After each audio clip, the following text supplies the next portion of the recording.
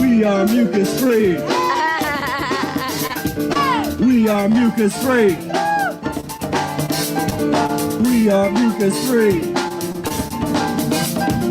We are mucus-free. We are mucus-free. We are mucus-free. We are mucus-free. Greetings, brothers and sisters. Welcome to the Mucus-free Life Podcast. I am Professor Spira, and oh boy, the world, humanity, it's time to ride, y'all. This is not a drill we've been talking about for years. You know, at this point, they talking about shutting down all huge countries in Europe. Germany has just busted in, mandating lockdowns for unvaccinated people. And so we're going to talk about that, this Omicron variant or Omi variant, moronic variant, whatever you call it. But first, this is going to be an Ask Me Anything, an AMA. I've never done an AMA and used the term AMA, Ask Me Anything, but we're going to get into that today. I'm hoping that I know that the quality, I know the video might, if it freezes up a little bit, I apologize about that. My internet connection, I feel like somebody did something to my internet, like they tinkered with it on purpose or something, because when I do an internet test, a speed test, I have like 800, for people that know the numbers, I got like 800 megabits download, and it usually is around like 40 upload. 50 is the highest that they have in my area. You cannot buy, no matter how much money you have, you can't find somebody to get you more upload than that. But it seemed like it's something else. I do a packet loss check, that there's not a whole lot of packets being lost. So I don't know what the issue is, but I'm very, very soon, I think I'm going to be getting a different company, because I'm definitely getting tired of this unstable connection for when I'm on here with the video. So, but besides that, how are you doing? What's going on out there? So one thing that I just mentioned, and I want to share before we do that, let's have a little bit of sad fun. I hate to call this fun. So I just recorded this, and I'm just going to play this, and then we'll talk about it. Q-tip testing, so that we normalize it and sort of demystify that whole thing. Normalize it. Where I might put a mask on and be the person in the outfit they're going to see it there and go, okay, and tilt your head, and here's what, it's all done, you're very good. Just to play with it. And don't forget, our little kids who aren't wearing masks are now going to see not only their teachers and adults, they're maybe seeing siblings and other school children. So even though they're not wearing them, it is important to normalize them. It is important to normalize them. Oh, you gotta be fucking kidding me. And even get your little child-friendly kind of, and this one has a nice little, I was going to call it a pipe cleaner, but one of those little bendy bits at the top to encourage that kind of, and we squeeze the top. Yeah, so that's a thing. They're on QVC or whatever this is, selling their a morning show or whatever's going on, selling a how to demonstrate, get a Q-tip and put it up on the nose of the baby doll, and we got to get them normalized. She kept saying that word, normalized. You get them normalized to the new normal, with things stuck up your nose regularly, every once a week or every 48 hours, and plenty of inoculation to go around, the weekly, the monthly, the daily inoculation, eating the inoculation in your lettuce. I mean, there is no end. There is no end. There is only resistance. So it's gonna be one of them episodes today. It's gonna be one of them because I'm in that type of mood today. This isn't gonna be a fluffy having fun with this is a little bit more of an unleashed type of vibe, because if you're not resisting, if you're not doing everything in your power to fight this evil, if you're not using your voice, if you're not standing up, if you're not sharing these videos or somebody else's videos that do this, or making your own videos, if you're not going places and refusing to put the mask on, or refusing to go along and putting your head down and just, and hoping no one notices you, if you're not resisting, then you can't complain when they come and they shut you down like they're doing to our brothers and sisters right now in Germany. I'm getting messages of people. I posted up about that on Instagram, and I got messages back from folks that I know that's over in Germany that follow me, that this isn't because, see, when it was happening in certain places that where a lot of us don't have a whole lot of followers or friends or things, and some of these countries that were first getting the real hardcore lockdowns, we didn't really say anything, but now we're in Germany. Now we have friends over here. Oh, the EU. Oh, we already been, we know, y'all in Australia been going through what y'all been doing, but it's about resistance at this point. I mean, what is this? Are you going to let the power brokers, the sick and twisted people that want to make the decisions about your life, are you just going to let them just without any resistance, just, well, golly gee, I can't do anything about it. I don't think it's right. I mean, I hear that from people, I don't think it's right that they force people to vaccinate. Now, I got my vaccine, I would hear that, like, well, I got mine, but I don't think it's right to force others to do it, to force others to vaccinate. I don't think it's right. Well, what you going to do about it? Because by the time and here's the thing, so I want to, because none of this is new, and any of y'all that have been paying attention, we've been talking about this exact scenario since March 2020, and most people just kind of shrugged it off and just like, yeah. Now it's here, and now I'm getting more messages like, oh, well, what do I do? Well, what's going on? How do I deal with this? Yeah, they're shutting me down. They're taking my job away. They're saying you can't work here unless you get this inoculation. Coercion, forced vaccination is what we've been dealing with and talking about.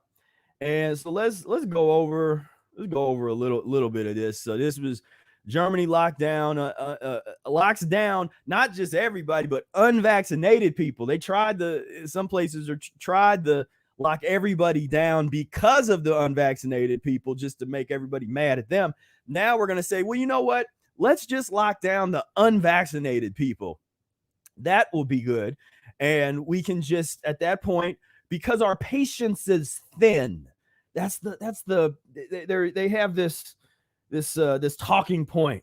All the tyrants around the world are using this same little talking point, the same talking point that some of the Nazis use, where there's a tradition here. There's a tradition of totalitarian tyranny. And if you don't know that history and you don't know how to resist it, if you don't know that you need to be resisting it, that you need to be outraged, that you need to be mad, that you need to be, while you're cleaning yourself up, doing everything in your power to fight that evil. One of those things is cleaning yourself up, doing your enemas every day, eating your fruit and your vegetables. Now, some people are going to get, the pacifists are going to get on here. They're going to talk about, no, don't be mad. Just love and eat fruit and all that. We're past that. We're beyond that. That's not going to work. So so a few people will get away with that. But if you're not committed to building your reality that's going to protect you from these people and or these savages, then then it is what it is. You can, because we're all gambling. It's all it is what it is. We got to make our decisions, and every decision that you make from now on, because really everything you made for the past year has been crucial. But if you didn't know that, I'm saying it now. Every decision that you make is incredibly important and crucial, not to your life, to your bloodline, and if you care about the world, to the future of humanity, because start with you. They're coming for us. Lay out what we know. Well, Becky, I think one of the things that you've just said is exactly what the German government feels, and Angela Merkel and her designated successor said as well. They are losing patience with people who so far have refused or have not gotten vaccinated yet. And so therefore, the lockdown measures that were announced today, those tougher restrictions, they essentially count only for unvaccinated people. And one of the things that's being sort of talked about here in German media and in German society is that this is essentially a lockdown for the unvaccinated. Now, unvaccinated are essentially being locked out of all businesses, except for the most essential ones, like, for instance, supermarkets and pharmacies as well. But you're also, for instance, talking about recreational indoor sports facilities, indoor clubs, and things of that nature as well. Also, on top of that, the Germans are saying that above a certain infection rate, things like discos and bars will also be shut down in the areas where... Oh, they're just going to shit you. Anything that's social or have some fun or anything. Now, we'll just, that's over for that. We gotta go off into the 1984. Other people can do the Brave New World model. That's one thing to study. It's like different parts of the world in different countries where we simultaneously have the 1984 model and the Brave New World model at just different places, depending on where you're at. A lot of places in the United States, we tend to like that Brave New World type of model that I've seen. Some people disagree with that.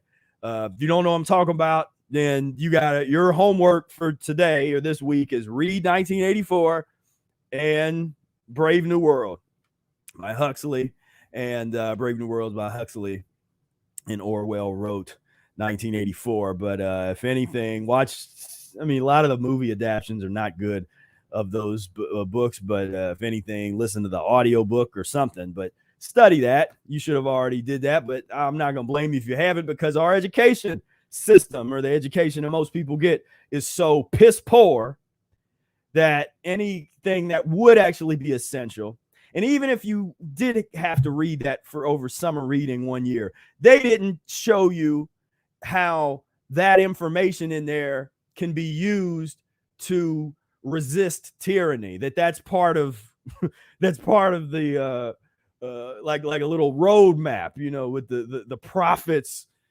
Orwell and Huxley. I call them the prophets now, but this is my heart goes out to the brothers and sisters out there in Germany that's going through this, and Austria, Australia, they talking about doing some serious things. The European Union, the EU, and I know I've got a lot of brothers and sisters out there. A lot of you are out there, and so I just, you got my support, you got my love, you got, there was one question, so this will be the first AMA question, but I got it sent to me on Instagram, which is, can I detox out the inoculation, the Schmomid 19 inoculation? And unfortunately, I hate to be the bearer of bad news, but if what everybody's saying about what's in it, and we looked at the ingredients, and we're looking at, so this isn't just your everyday poisonous inoculation. This is something else going on. This is some experimental I mean, they can't even deny this is experimental. This is just, you know, you are taking part in an experiment. And they're checking it out, and they have, and who knows how the experiment's divided up. But there's a definite percentage of people that die. There's a definite percentage of people that get lifelong injury. And then there's percentages of people that have various mild symptoms, and some people that don't have any, and they're watching. And then there's supposed to be this time release element to it. Who knows? It's like, but that's the thing. Nobody knows yet. There's still, you know, still lining up to get it. If you already got it, I mean, all we can say is like practice a mucusless diet to the best of your ability, clean up your blood as best as you can, because that's all any of us have. That's what we have. But I would definitely not be trying to rely on this idea of, well, like if you go in and you get some painkiller or something if you have some surgery or something, it's like you can detox that out. Not the biggest deal in the world, depending on which one they give you or what it is, you know. Not a fan of narcotics, but not a fan of any of it. But then of course there are some herbal alternatives even for some of that kind of stuff, but that's not the end of the world. I can't say that about this, you know. I can't say that about this. So we, you know, so it is what it is, as we often say. But this was interesting. This is in France. This was back in August. So this stuff has been going on for people here in America, because we complain about just wearing a mask, going in someplace and wearing a mask, and of course as we should. But I mean, this has been going on for a long time. A lot of places, they're just walking up to people. Cops are walking around going, and I know if you're in Europe, you're like, yeah, they've been doing that. But people over here don't know. Your average person in America, they even in the most tyrannical places in the United States, this isn't happening that I know of. Not the walking around, let me see your papers, or we're going to ask you to leave type of thing. Just walking up and you know, here, let me scan your passport, make sure it's okay for you to sit out here and eat pus right here. Let me make sure. Okay. All right. You know, I mean, this is disgusting if you don't see what's happening. And again, part of your job of resisting is finding out how you can resist. So, because I'm resisting like this, I'm talking about it. I have a platform, I'm talking about it. What do you have? You know, you have something. Everybody has ways to resist. There's always a way to resist tyranny. I'll say that again, because I don't think very few people just heard me. There's always a way to resist tyranny. And as bad as time, and when you do, not everybody's gonna make it.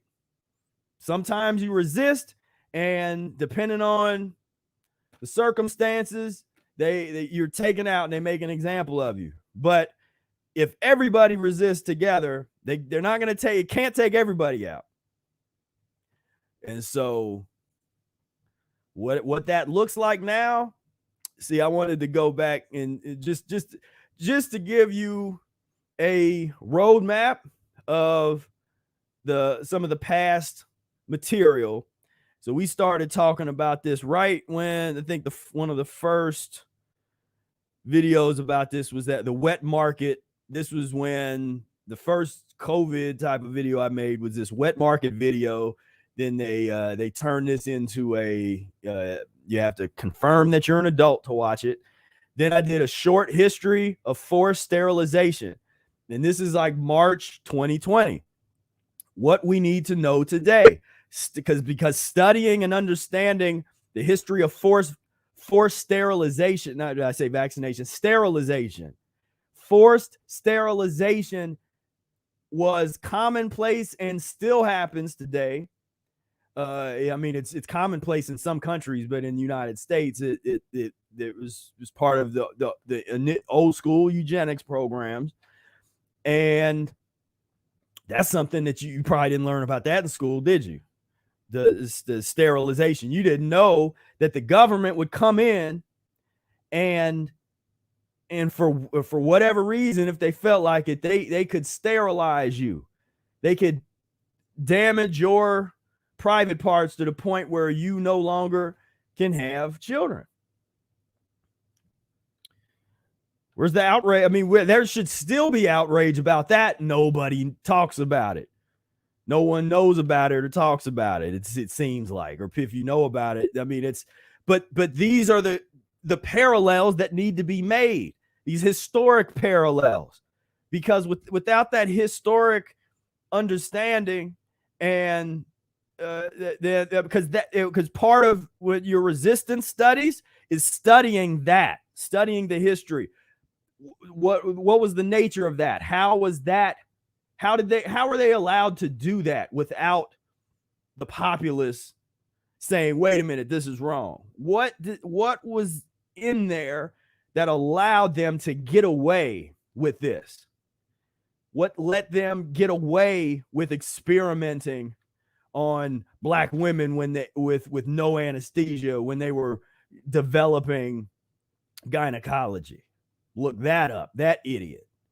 I don't even want to say his name on here, because we're talking about people. This is like the tradition of the psychopaths that run all of this medical insanity. And they come and say, oh, we need, let's try this, let's try that. You're a lab rat to a lot of them. We're lab rats. And lab rats shouldn't be lab rats. There shouldn't be lab animals that are lab dogs. They don't change. The reason that you believe in such a thing as protein is because of sadistic experiments they did on dogs in the 1800s. Did you know that? If you read Spira Speaks, you did. But you got to know that. You got to know this history. So this is March 27th. I'm gonna play a little clip of this, and we're gonna get to the Q&A section. Just go ahead and write your questions in there, and we're gonna get into that soon. But this is important. I want to just kind of go through this, get this off my chest. But we're gonna go back, because one of the reasons I was showing you this is you can go. I'm gonna show you what to watch if you want to go back and sort of get the whole history of what we were talking about and how this whole COVID thing broke down. Get the wet markets, check out the short history of forced sterilization, check out this Unleashed that we did. We talked about the community meeting recap where we talked about forced vaccinations, and so I get into that in this particular video. Do the numbers add up? They still don't add up. They still don't make any sense. That's one to check out. Fighting naivete, the importance of learning to resist medical totalitarianism, posted a year ago. Then a demonstration. So back then there, I thought there was, I'm like, I'm not just gonna sit at home when they shutting down saying go be at home. I went out and it's like, and that was when we were talking about politics. Politically, I didn't really generally agree with most of the politics of the people I was protesting with, but we agreed on this one thing. We agreed on it is 100% inhumane, unconstitutional, whatever you want to call it, to force people to stay in their homes for any reason. I'm just not into that at all. But for the reason they gave was, well, there's, stop the spread. It's just 2 weeks. It's just a 2 week shutdown. Wear a mask for 2 weeks. It'll be great. Then the 2 weeks turn to 2 months. The 2 months turns into 2 years, and it's getting worse places and not better in terms of the tyranny. And so this is what we've been talking about. And so I got a few other videos about that. Then I did it was real controversial when I went I went to the anti-police brutality protest. And then they're like, oh, wait a minute, my thing with people don't understand about politics is it's about shared interest. And people get so emotional about, oh, you gotta be, this purity test and all this.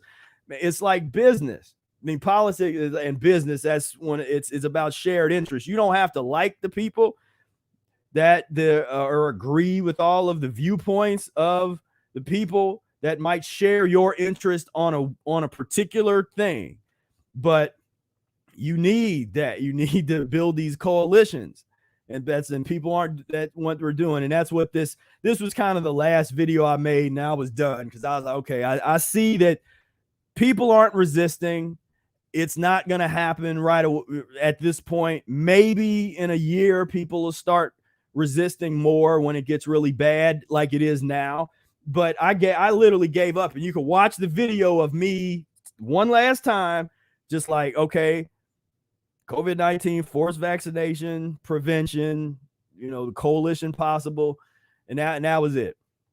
But here's a little clip from this is March 27th, 2020, where the first time on air, I think, where I talk about the forced vaccinations, or maybe this is the second time I talk about the prospect of forced vaccinations. In light of everything that's going on, all of the governments are shutting things down and telling you can't leave your house, you can't assemble in larger groups and 10 people at a time, or now 2 people at a time, or you got to stay 6 feet away from people. I mean, just the kind of directives that are being given by these governing entities, and the degree to which they enforce them. And those that have a keen eye notice the transition that's happening, the transitional process that these folks are using to get people acclimated to these type of changes. There's some savvy, these savvy agendas that's happening, where they don't do this overnight. It's basically, as we said, the manufacturing of consent. There's various ways that governing bodies and folks that are trying to control your situation basically put you in a position to where you just give up your freedom, where you just you hand it away willingly and say thank you at the same time. And so that's a bit of what's happening now. And I was particularly concerned with this idea of universal, well, not the idea, but the potential or prospect of universal vaccinations, that if we continue to go down this path in the way that we're going down this path, then this is going to be a reality in a lot of countries, amongst a lot of people. There's solid evidence. This is not a conspiracy theory kind of thing. This is a be prepared. Let's analyze the situations and let's be prepared for what's coming down the pike, because these things have been published. There's already been transitioning to that. There's already a lot of jobs and things that you can't do in certain places in the world if you are unwilling to have them pump this poison into your veins. And so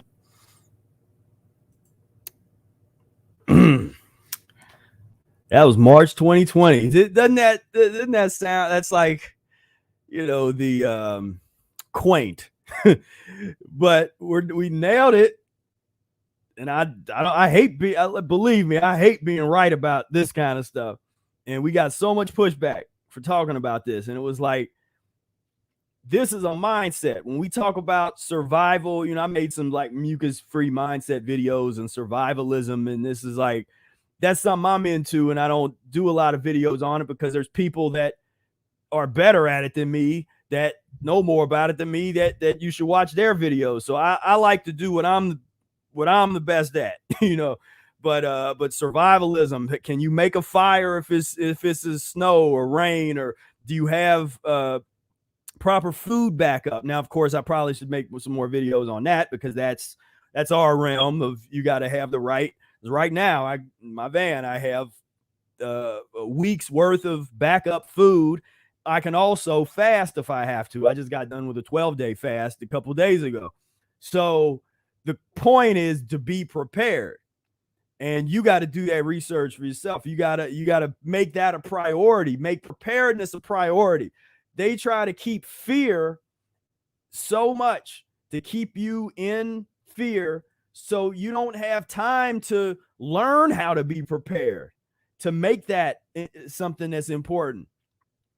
But I'm saying you got to take that time to learn how to grow your own food, just be prepared, have exit plans. I mean, I've always had strategies and things that if something happens, if there's a nuclear scare, or I have a plan. Will it work?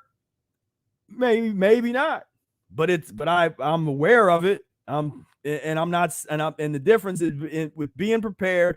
I'm not scared. I don't run around worried about it.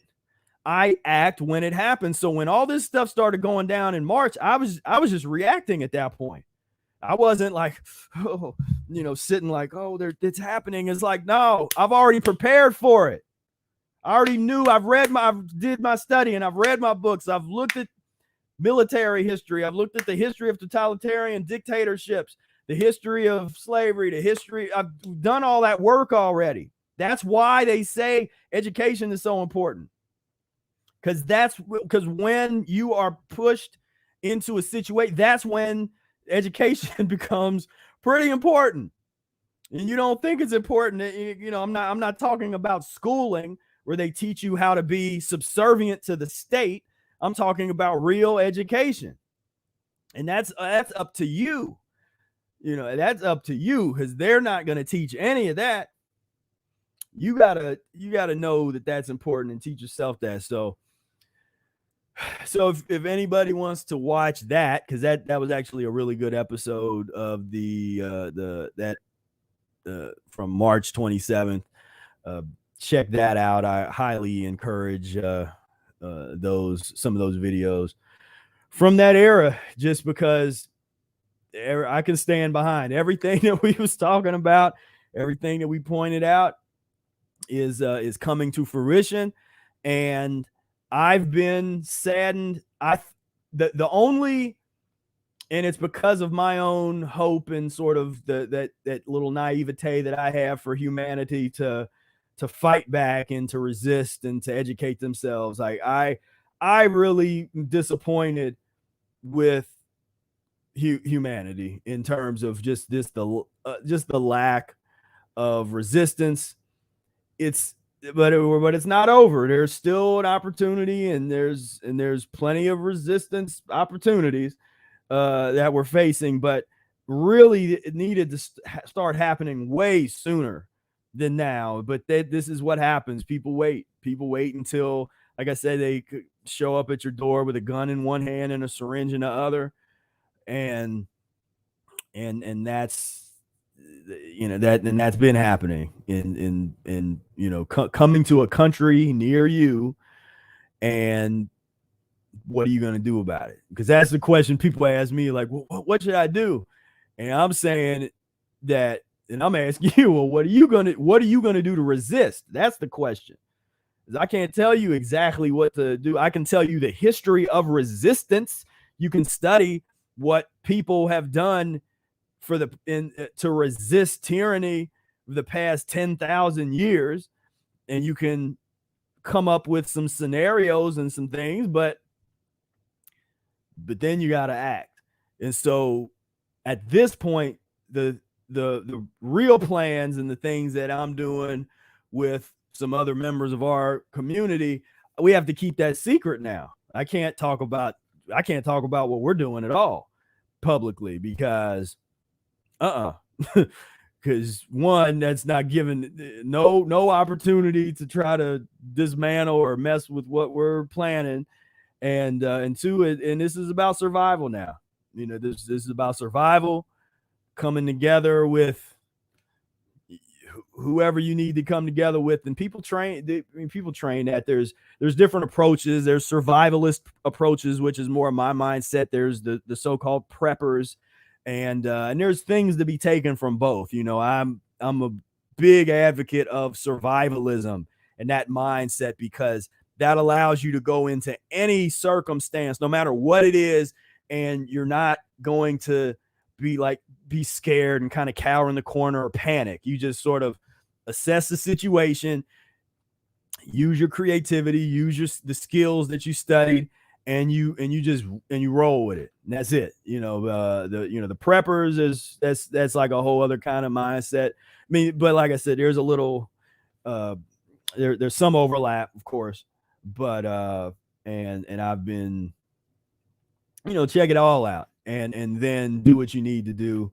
because like I said, get ready, because this is a preview. I mean, this isn't even this is kind of like the end of the overture to all this. We just really getting started, and it's gonna come to full fruition if there's no resistance. If you see in places where there's the most resistance, there tends to be it's like it's not as I mean, I don't know. It's hard because when you say the most resistance, I mean, I'm thinking like Florida, that's pretty good resistance, because you have high ranking officials, because you can't say that about a lot of places around the world that I've seen, where you have a high ranking government officials that's actually pushing back. I mean, that's usually doesn't even happen anyway.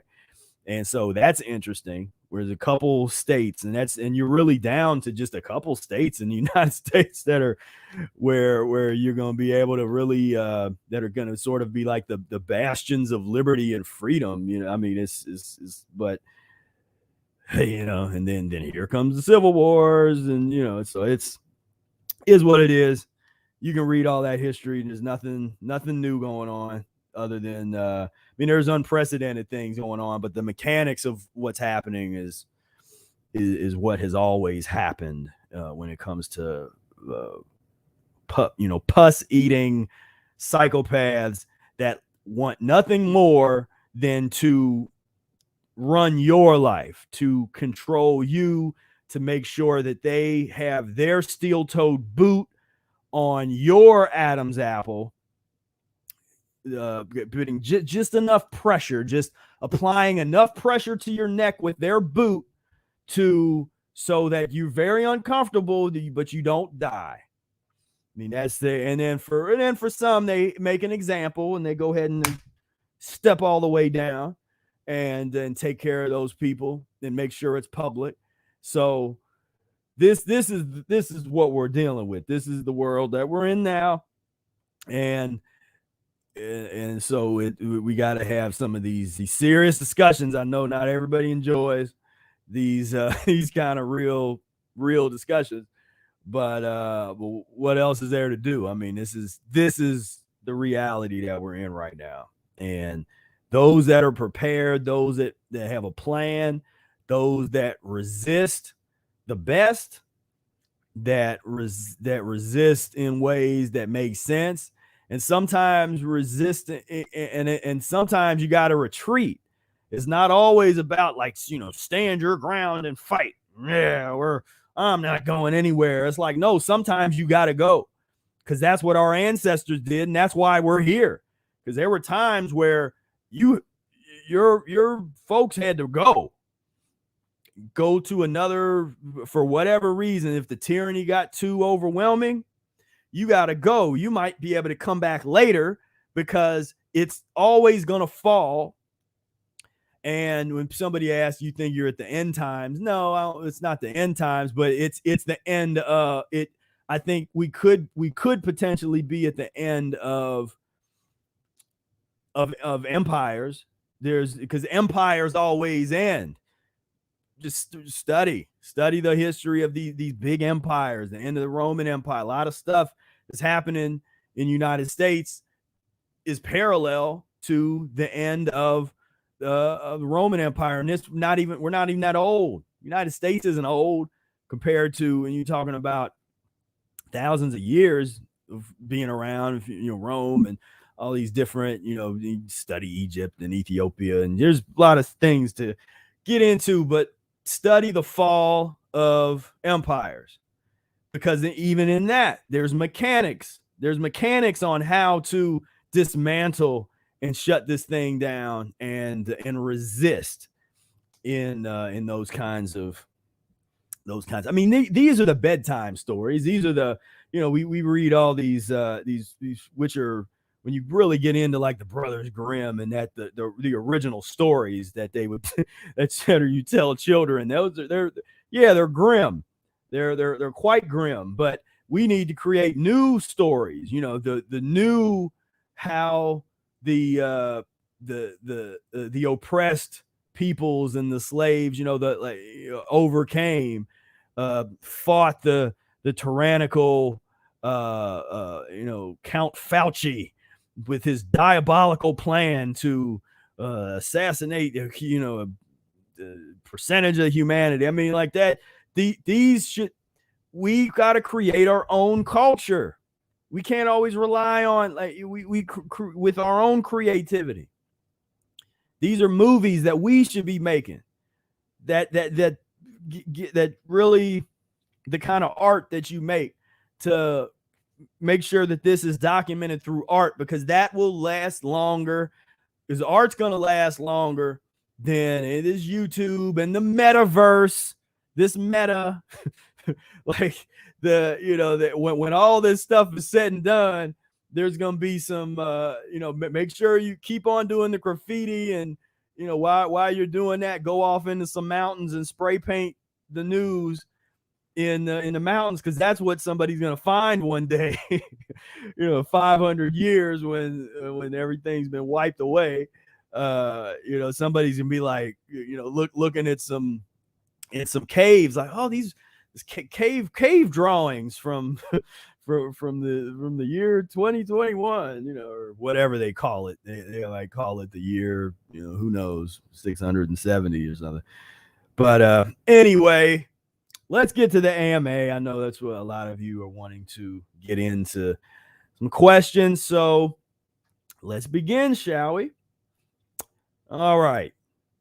AGD 100 asks, is weight loss a problem when fasting? Being slim already and losing more weight is what worries me, but then I'd rather be skinny than have pain. So this kind of, and now there's only so far that I can kind of get in terms of specific case study questions, and I might be able to bring in some case studies and examples of things, but generally we can't do like a consultation kind of thing.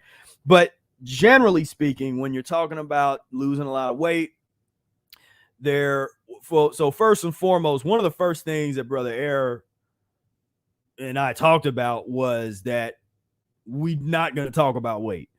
And so that was not something that we discussed. Like, once you're practicing the Mucusless diet, your weight is going to fluctuate depending on what type of physiology you have. So if you have, Arnold Ehret designates two different types of physiologies. One he calls an acid type, he calls a lean type. And we've sort of developed this concept of uric acid. But if you look in the Mucusless diet book, he's got lean type and a fat type. Most people that complain of like losing too much weight, or I'm real skinny, or it's just real easy to just get super skinny when you fast or be mucus free or something like that, those generally are lean types. Now, why it's important to know what type you are and how to eat for that type. And it's not, and I'm not like eat for your blood type kind of thing, but you eat, but for your physiology, you want to know that because there's certain things that you want to avoid. And other things that are good. So for instance, when you have the lean type, generally, as Eric says, you have more acidic interference in your overall in your system. And essentially, when you eat pus and mucus, your body deals with it differently, or not better, not more efficiently. In society, they would have you believe that, because everything is based around being skinny. They say, well, if you're skinny is this, but if you picked up weight, that's fat, you know. But if you're uric acid, you need to focus on neutralizing those acids. So things like green drinks, the big raw salads, the cooked mucus-free vegetables, that element of the transition diet can be very helpful when you find yourself you're losing weight too quickly. As Eric does say that. He says if you find that you're fasting or you're losing weight too quickly, then stop the fast and break the fast properly, and then you might have to do a couple days on just vegetables with no fruit, or a day with just vegetables, just totally slow things down. Most people don't necessarily have to do that, but that's one thing. I would urge you to follow how you feel. So if you're feeling good, then don't even worry about it. If you're feeling good and you got your strength or whatever, and you're not going through elimination, then I wouldn't really worry about it. Another thing to think about is that over time, what tends to happen to a lot of people is they'll fast and eat mucus-free, and they can get down to be pretty skinny. They kind of really get, their body will work its way down. And then at a certain point, your body actually starts building up naturally on the fruits and the mucus-free vegetables. And so the cleaner you get, the more that you neutralize all those acids, because you can change your physiology. And that's what we talk about all the time. You change your physiology. Now, to give you the backward example of what Eric's talking about, it just to sort of prove him right, using a contemporary example, these so-called keto diets, where they stole Eric's intermittent fast word that was first written in the Mucusless Diet Healing System book, that is the origin of the concept. They've bastardized it and turned it into something else.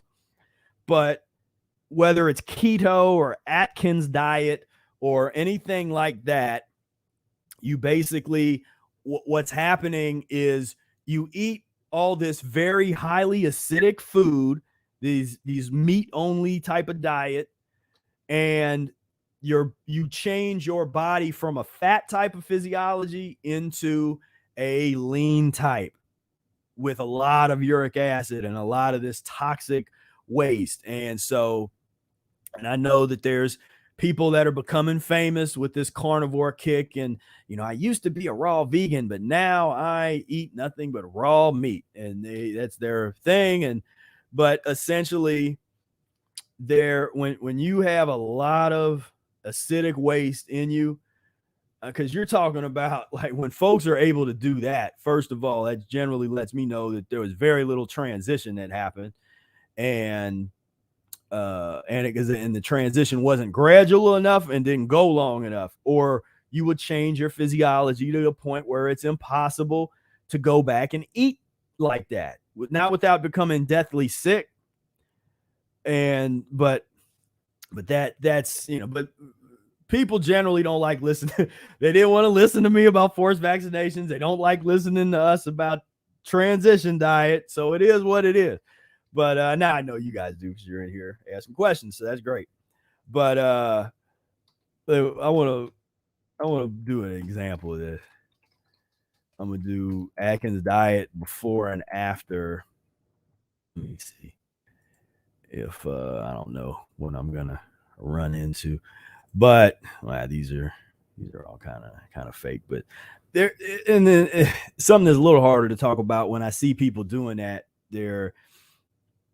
There's this look that you can see, this kind of like in the skin, you know, this is for, especially seeing folks that were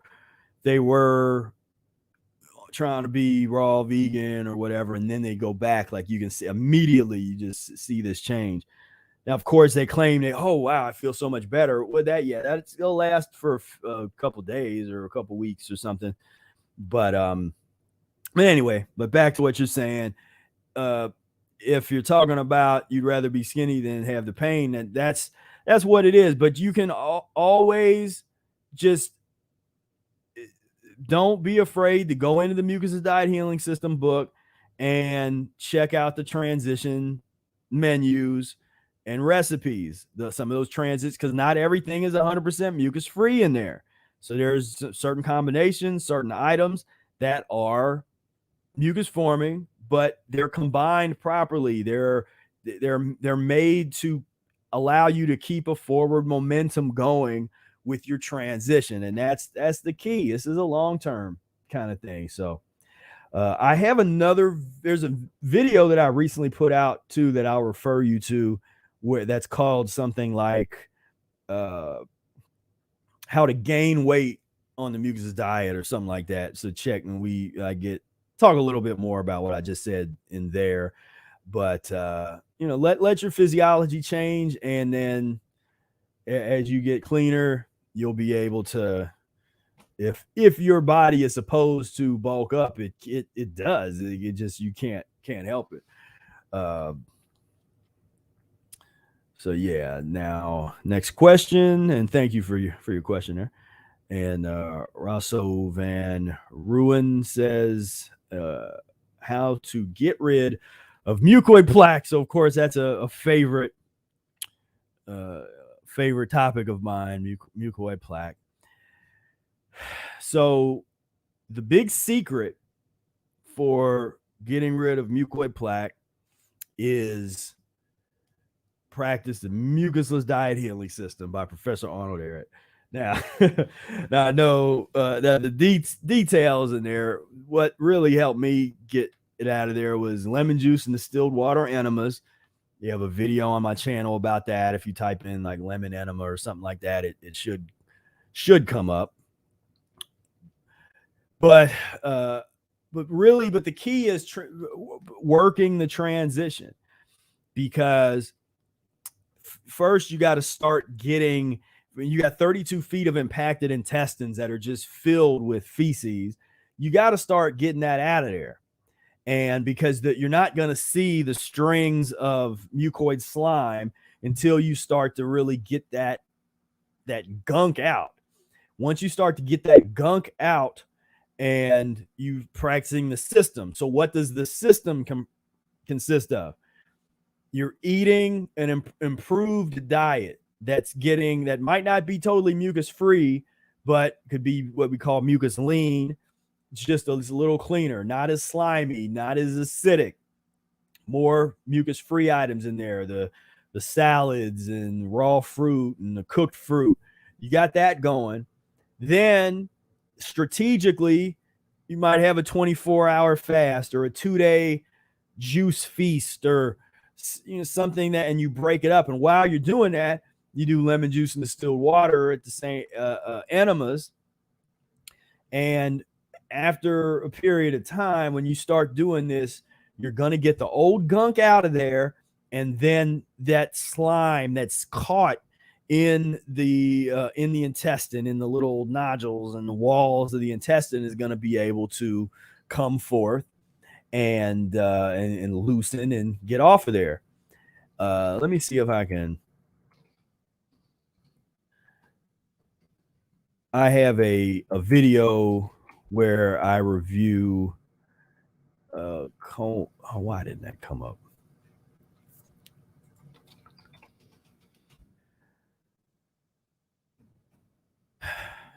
Ooh.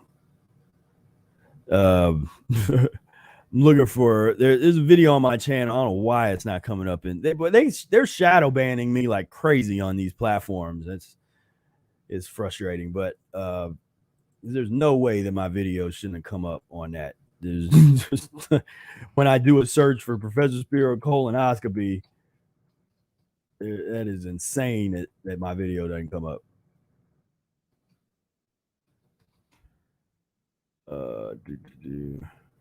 There we go. Guess they don't like it because it's an older video.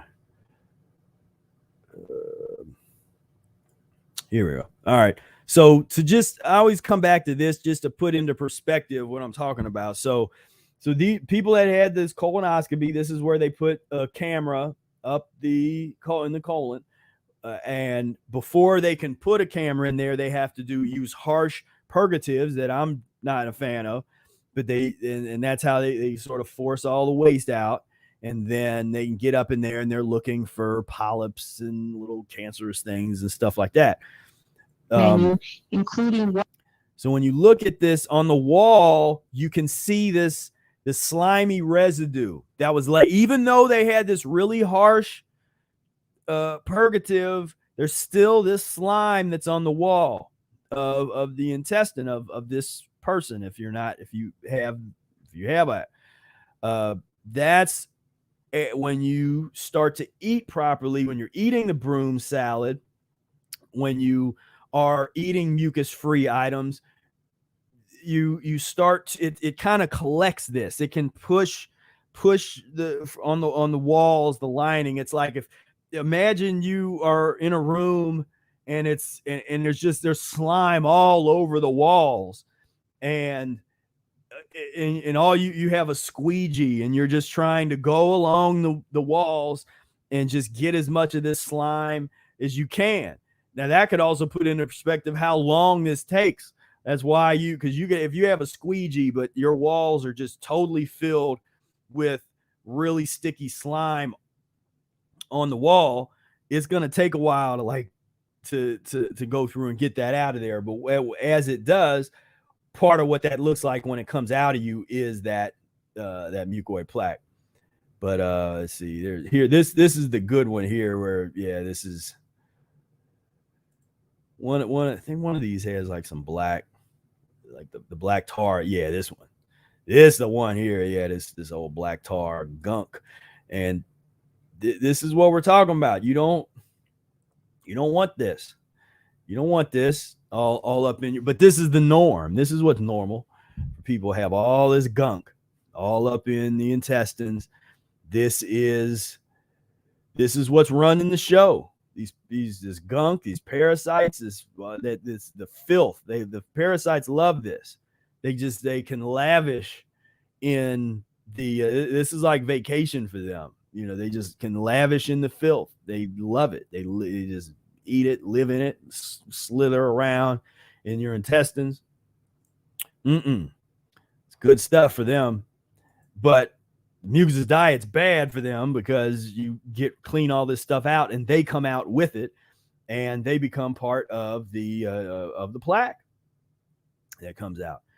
So but just definitely check out the Mucusless Diet Healing System book, and that will definitely help you with your pursuit of getting rid of the mucoid plaque. And I wanted to bring something to everybody's attention while we're talking about high level of getting yourself together, getting serious about the Mucusless diet. Right now, we are doing a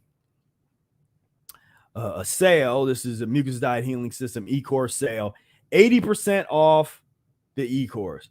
This is the last time that the e-course is going to be at that original price. This is like the early bird pricing that we originally had years ago.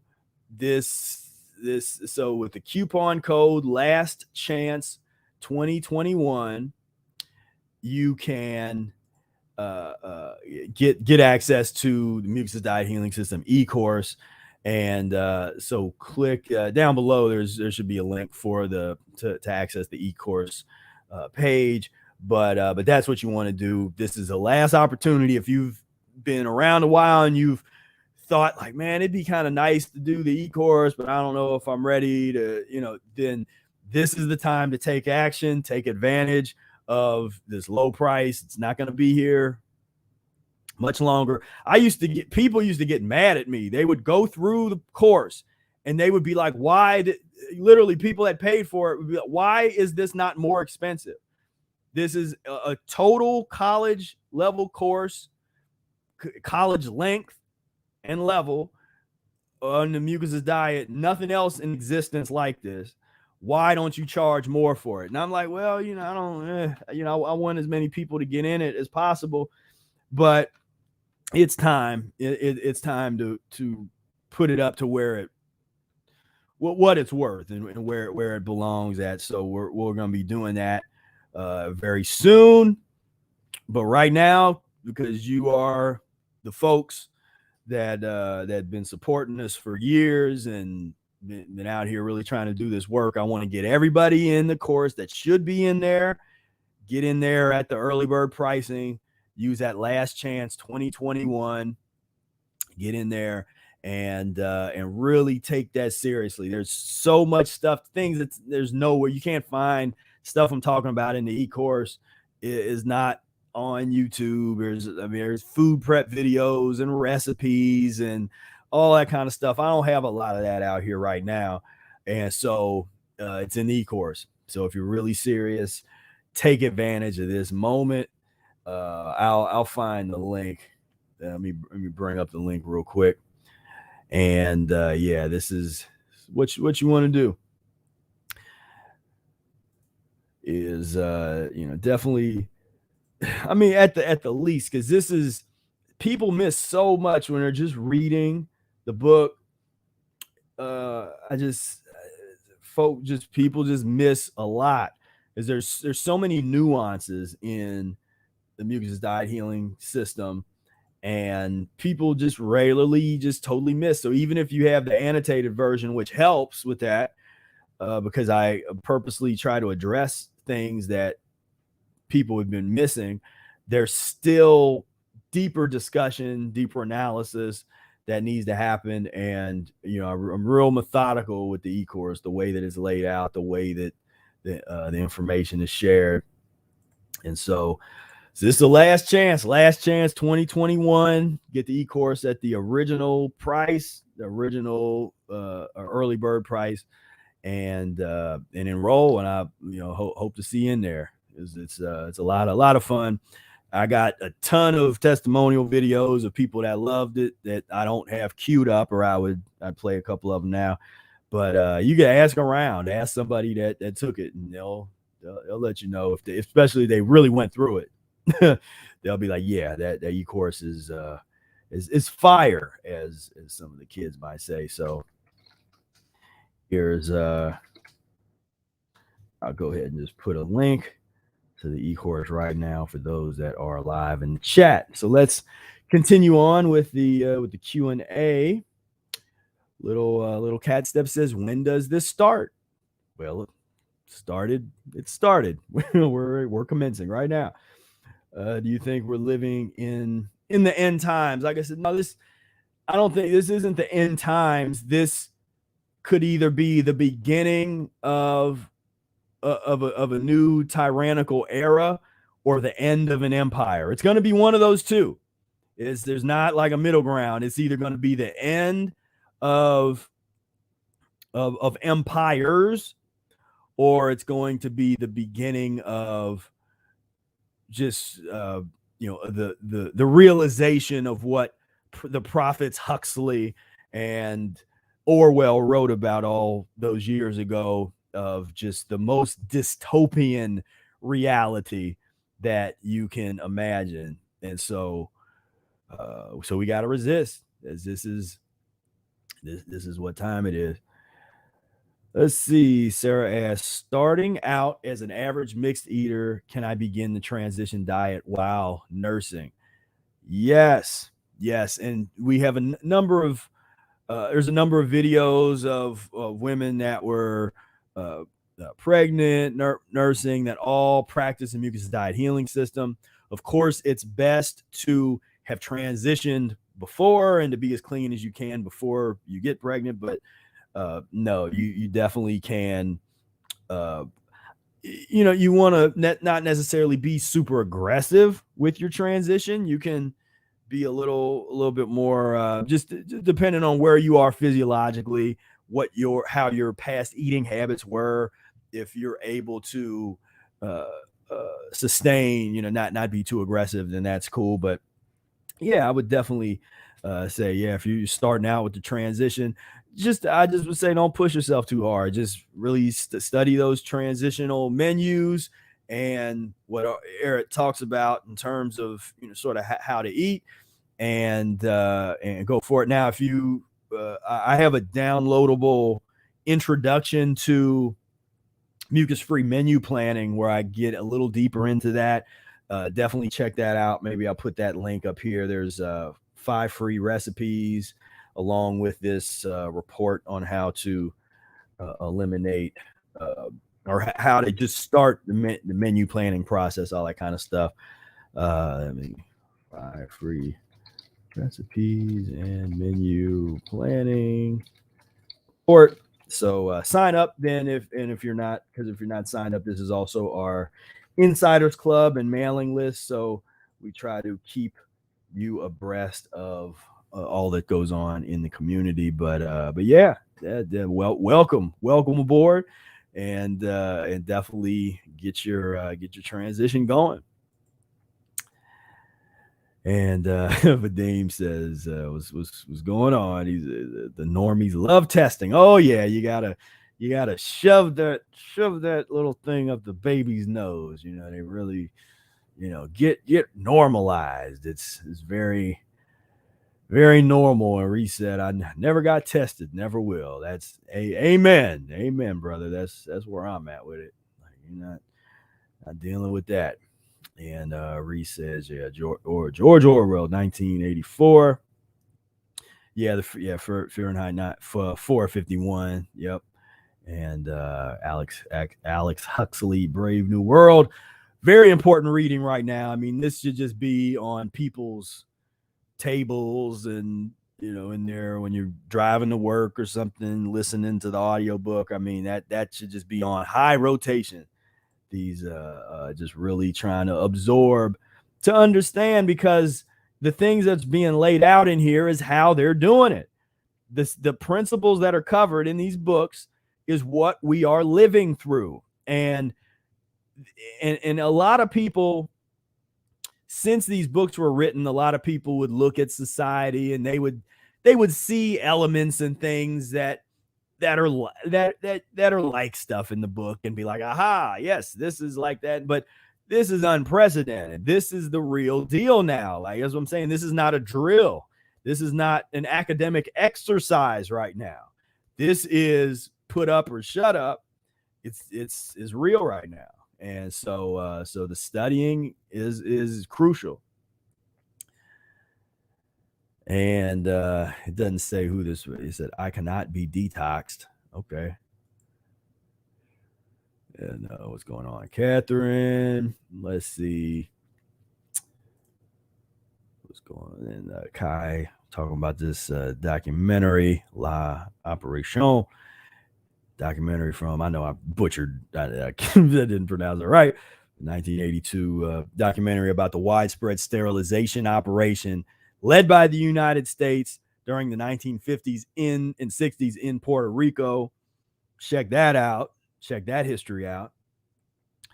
And see what we got here. Again, for some reason, on some people's accounts, I don't know if there's like a security setting, but sometimes from Facebook, that doesn't come through. It says, after World War II began, the Nazi policies escalated to killing. Physicians and nurses became perpetuators in the murder of children and adults deemed incurably ill. Many of the medical personnel in the euthanasia or T4 program from the clandestine murder of the institutionalized Germans, mostly non-Jews, by gassing were screened for ideological beliefs and political loyalty. You gotta study. You gotta get this history together, and you can look at, and I always tell people, look at multiple sources, get all the stories together, but those principles, that's you got to look at that, because what do they do when what totalitarian, authoritarian dictators tend to do is take out find the people that resist, that are not too well organized, take them out, take out the teachers, put your own teachers in there. So what they do, let's take the teachers, kill them, take them out, or put them in some kind of camp or some kind of thing. Watch for that kind of thing. Making it, talking about we are our patience is running thin, and while they try to take your voice away, as long as it's there and as long as they were on these places, because as soon as something happens where, okay, they shut us down on here, then another opportunity rises up. You can't don't put all your eggs in one basket, but there's just never a reason to stop resisting. I mean, it's just this is let's see. Lena says the saddest part of a lot of God-fearing people got it. How the hell does that happen? I'm quite spiritual, but I know I could be better. How do people who are further along the spiritual path get it?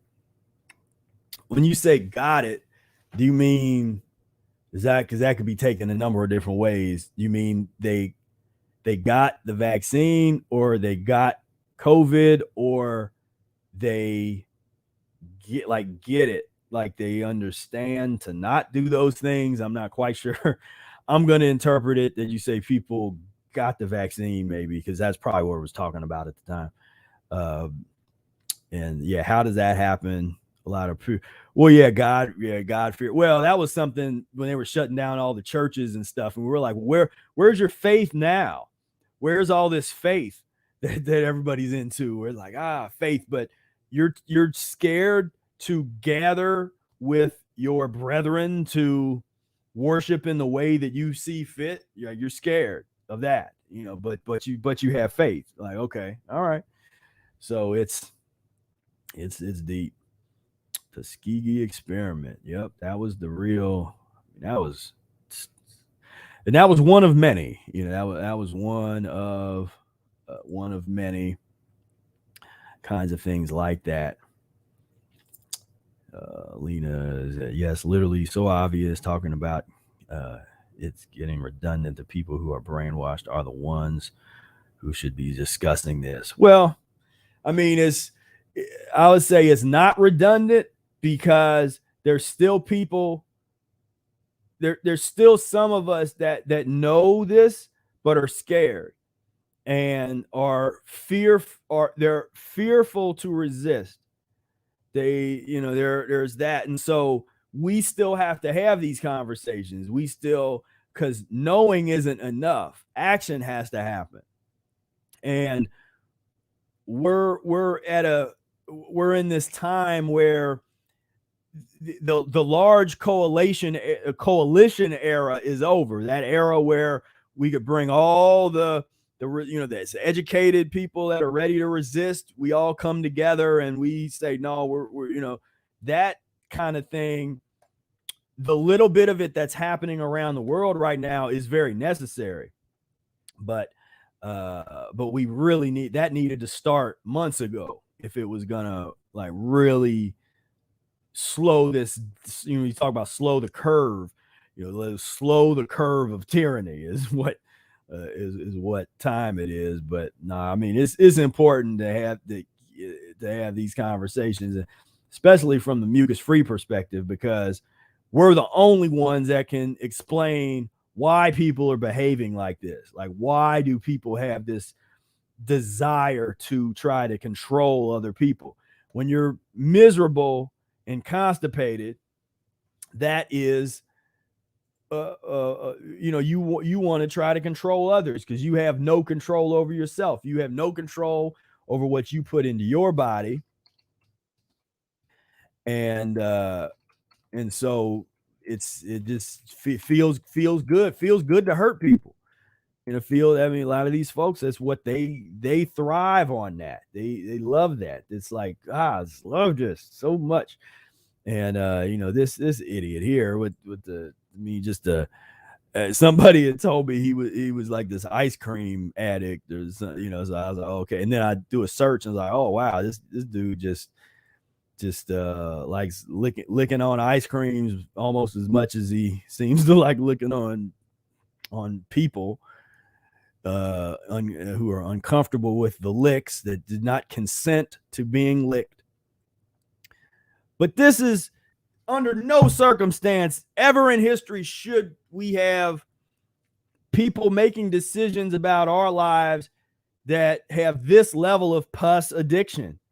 But that's the world that's where we're at. Because when the people that were less filthy, as we started going down this filthy path as humans, we put ourselves in a position where the filthiest among us were the ones that started to win. Everything started revolving around them. Because you can't be a little clean, and you're not going to be able to compete with the filthiest people on the planet. The filthiest, most toxic, nasty, stank people are going to beat you time and time again until you get clean enough. Your cleanliness has to be on such a high level that these people just either bow down or run away when you come into their midst, because they can't handle that vibrational frequency. And I see, and it sounds kind of like, well, what do you know, that's weird. You know, that's that old, you talk about consciousness on patrol, where when, you know, you didn't need people running around with like psychopaths with guns to try to keep people in order. You have these elders that walk around, or these advanced humans that show up. And if there's, you know, if somebody's getting in a fight or somebody, it's like, okay, the adults are here. All the fun is gone. We were enjoying being filthy and degenerate. Now the adults came in, and so we can't have fun. For those of you that've been on this path, who can relate to that, going to a party, going to a wedding, going to some kind of social event where everybody wants to drink, eat, and be merry, and you're sitting there with some organic lemons on a plate, sucking on the lemons, or you have a couple apples or an orange, or you brought some juice with you or something. You take the fun out of a lot of those environments. Why? Because consciousness on patrol. You're not saying, and you don't have to say a word to anybody. It's people feel that. They see that, they feel that's such a different vibration. It goes so against this happy ice cream eating ignorance. And that's how you shut it down. That's how you don't give in to that. I'm not going to be uncomfortable. Like Brother Eric was saying, the days of being uncomfortable to make other people feel good are over. You know, get out of our way. Like, type, you know, if you're not comfortable with us, get out of our presence. We don't need to, you know, that play this game. But that's what it is. We got the pus eating zombies that's running the show, that's out here as filthy as can be, making these decisions, and that's what it is. And this is, I don't know about all this. I don't know. You tell me what you think about this in the chat. I'm not going to say anything about it. I'm just, because I talk about pus and mucus eating. So I don't know. I'm just always, when I see, because I'm not, some people are huggers, and like, I don't know. I'm not that person. I'm not a kissy, huggy type of person. So I can't relate to that. So if you're a kissy and huggy person in the chat, maybe you can help me understand how this is appropriate. I mean, because I'm not a prude. I'm not like, I just don't understand it personally, because I'm a shake your hand person, and maybe a light hug here and there, but I'm Just not overly, that's just me. You know, I'm not the most affectionate person in the world. So it's hard for me to understand this. So just help me out. You just help me out, help me understand some of the love, the expressions of public love. Help me get it. Because I it's hard for me to understand that. Like, you know, so, but I'm sure some of you guys can help me out with that in the comments there. Let's see. What Angie said? Yeah, don't be a follower. Do your research. Pay attention. Yeah. Lena says the mask alone make no sense, especially when they said to wear it at all times, even in public, even outside. That should ring a bell. Yeah, it's because it's not about the mask. It's not about protecting people. It's about compliance. It is all about compliance, and they played us like a fiddle. Just transition is real nice. We had that year-long transition. Start off with the mask, a little lockdown. Then, oh, well, you can come back out, but keep wearing the mask. Then it's like, okay, well, you can take the mask off, but make sure that you're vaccinated. And then it's like, oh, wait a minute. Some of you don't have your vaccines. Lockdown for you. You're in timeout. You've been bad little boys and girls. Everybody else can go party. You can go have fun. You can go eat ice cream. But you pure bloods are really, our patience is running thin with you, Mr. and Mrs. Ooh, you know, treating everybody. It's just treat. I mean, they treat us, the populace, like children. Like like animals, like dogs. You know how you would how to train an animal is the same principles. How to train the populace. Because while you're at it, I mean, you can always read The Prince. You know, the Machiavelli. That can just help you get the psychology of where they're coming from.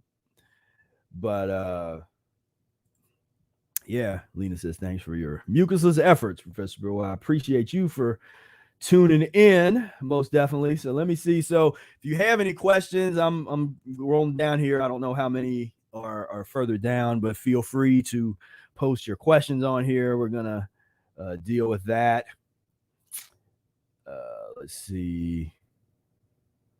So this was, I heard a polio vac was necessary. In fact, thoughts on polio and mumps, and if people would have gotten them if it wasn't for vaccination. So this is that where you have to kind of get into the history. There's a number of different theories and positions. I'll just articulate one of the theories and positions is that so when you see certain forms of elimination, they start to take their course and naturally go away. So you can have some folks that you know are bleeding out, like their elimination is they bleed out of their eyes and their ears and their nose, and that's like they're going through that kind of, so if there is a microbe that's triggering it, or if it's just internal elimination or whatever, however you want to believe, and that kind of thing. The filth that's in that particular person is dictating that this immense. I mean, when you're talking like when the body is bleeding to try to get rid of the toxicity out of the blood, once you get to that level, you're talking about a level of toxicity that is that's unparalleled. What we found from the research of Professor Arnold Ehret, the experiences and researches of thousands of people that go down this path, practicing the Mucusless diet, is it's all about cleanliness. It's all about being clean, not having all of this slime and all this gunk and all this filth, because that is what people end up becoming obsessed about. That's the obsession. Is if people were as obsessed with eating cleanly and cleaning up the colon, not having all this nasty residue in the body, if there would just be a little bit of that energy in the way that they have this this antibacterial. Let's kill all the bacteria off of everything. Got my soap. I got my back when everybody was doing the hand sanitizer craze of 2020. I mean, that was people were taking baths in this stuff and just all day but they're eating pus. They're eating tapeworm ridden beef and pork. It doesn't make sense, but that's the pus and mucus mindset. That's what it is. But as far as this, I don't that would require sort of a longer and more in-depth video where we really look at the history of vaccines, vaccine theory. You get into Louis Pasteur, all that. Like you had to kind of get into all that kind of stuff to really to examine the arguments and build an argument. But just in summary, from where I'm at with that is these are things that are going to come and go, and it was already on its way out. That kind of elimination, but and even then, it didn't totally go away. There's people that still experience that elimination. They just didn't call it that. They didn't name. We're going to name that something else. That's this other disorder. No, it's not. It's not this. No, it's this. And so, what we're saying is, whether you believe in it or not, clean yourself up. Like try that. Try getting clean to see. Now, Arnold Ehret famously, he tried to contract infectious diseases, and one of them was it's not coming to my mind at the moment. Was some pretty intense. I wanted to try to look. Here's the Ehret reader. But he was putting himself in the position to try and basically catch. He wanted to put it to the test and say, okay, let's see if I die. Here, I'm gonna bring this up.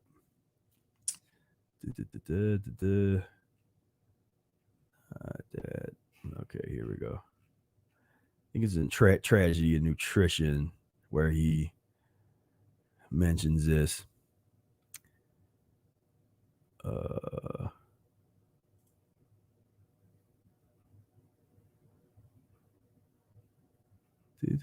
should just share this. We have a reading session.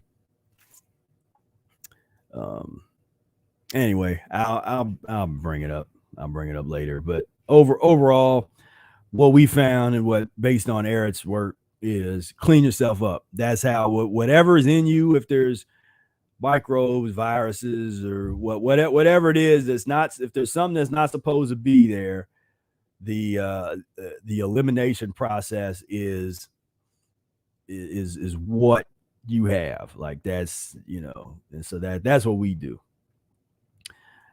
And let's see, Vadim said polio was caused by DDT sprayed onto people, not some virus.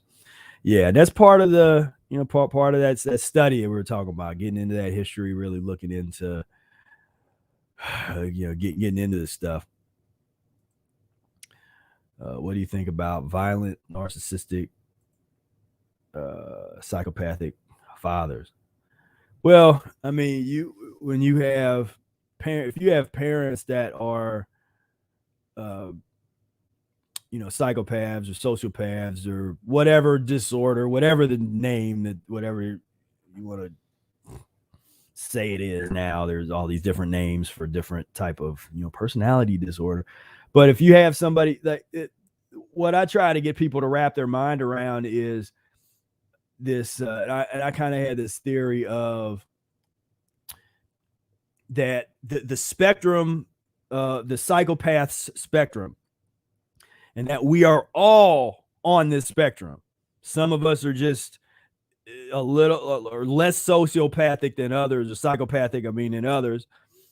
But we're all on, because we all have to have psychopathic tendencies to even exist in this world. And the people that don't, that are like all empathy all the time are often very miserable here.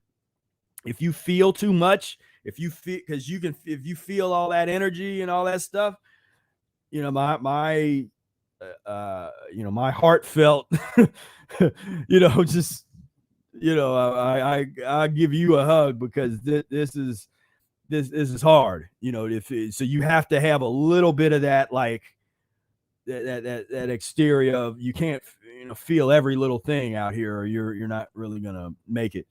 But now, if you're dealing with a situation where you got family members that are that have some, let's just say, some mental health issues, you have to sometimes make really hard decisions. If they're dangerous, if they're violent and dangerous, then you got to find a way to get away. And I'm known for cutting people off, and cutting and if they're close, if they're not, then doesn't matter. If it's sometimes you got to cut people off. You can still, if you want to say that you have unconditional love, or you can still love them, but you can not talking to them, and not associating with them.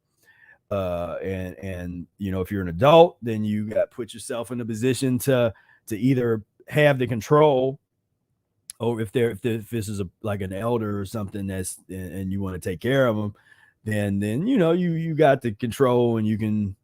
And then we got the story of Vic, ask us about that sometime, the and taking care of his mother, who had a few issues, a few mental issues. And so yeah, but I mean, that's a tough situation. But my thing with dealing with psychopaths and narcissistic people, no matter how close they are, you got to you cut ties. And I'm hardcore about it. I'm sure other people might say differently, but that's where I'm at with that.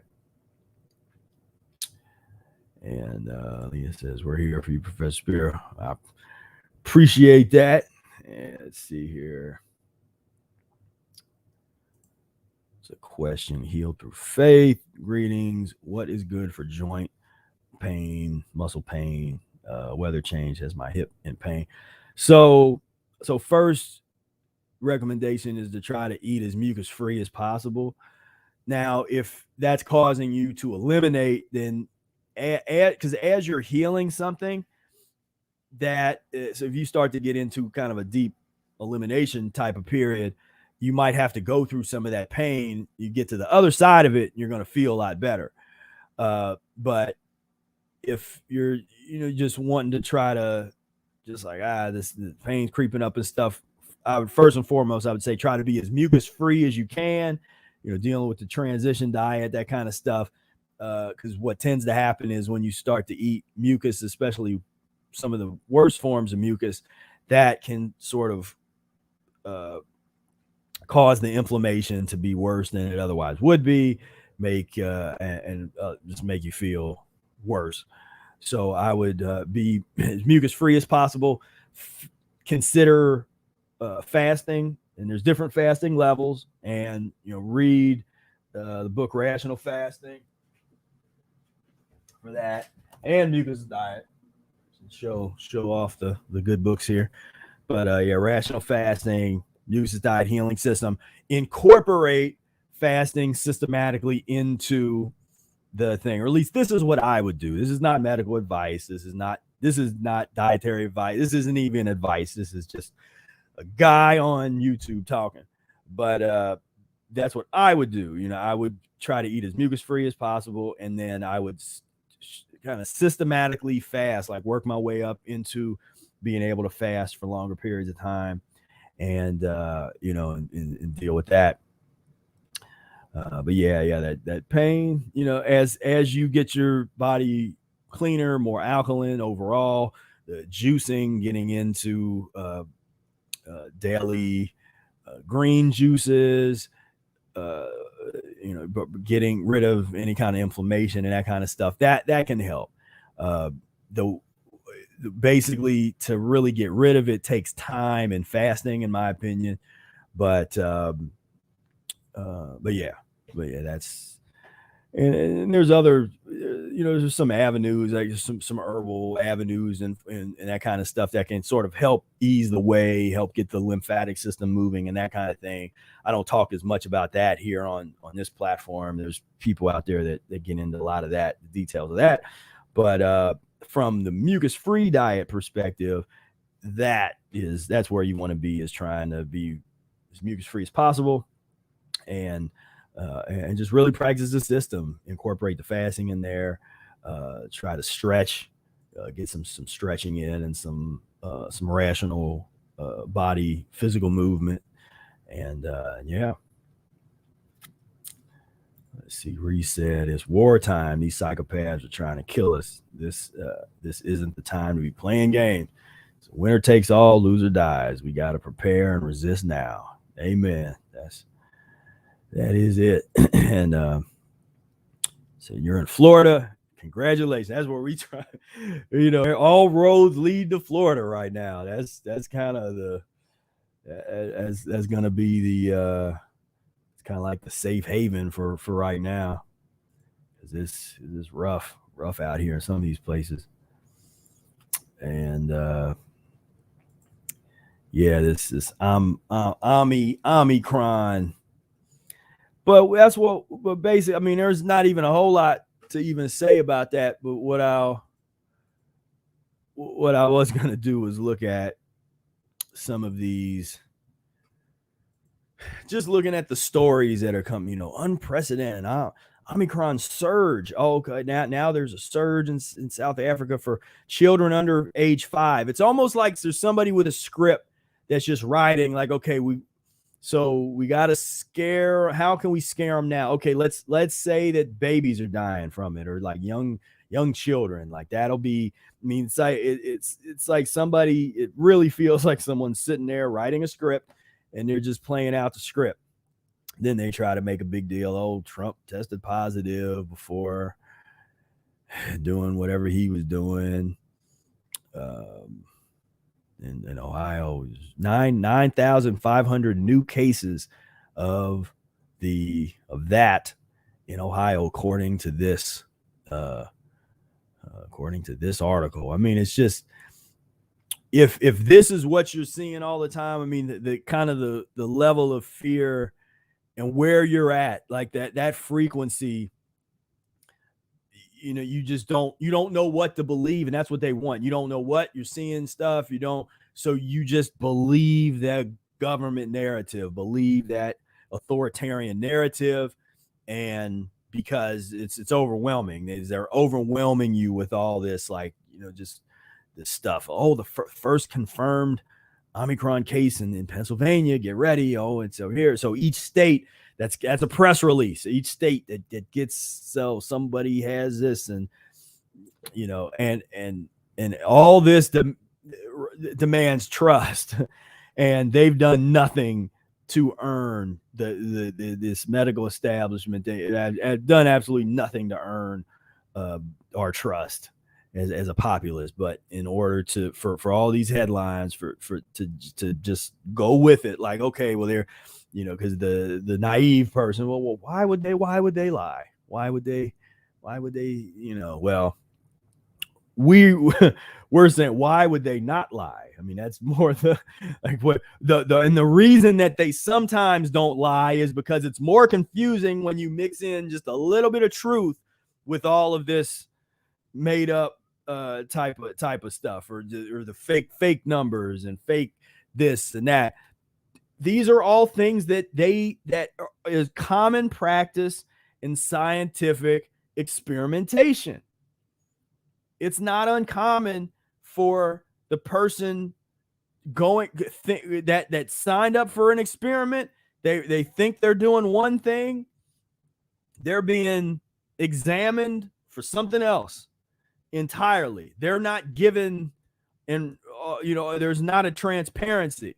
There's no assumption of transparency of what you're getting yourself into when you become part of an experiment, of a scientific experiment. And if you don't think, if you disagree, do one of those. I mean, do one of those. What's it like? we'll give you a $200 Amazon gift card if you come and be a part of our study. And it's like, okay, well, what do I got to do for the study? Well, for the study, you have to spend the night, and we're going to plug you up with all kinds of stuff, and we're going to give you some kind of medication, and you're not going to really know what it is. You're going to think it's something, and they say, oh, this is for that. And then they give some people a placebo. They give some people one type of dose. They give other people this other dose, and they're studying. They're studying, seeing what happens. How can they?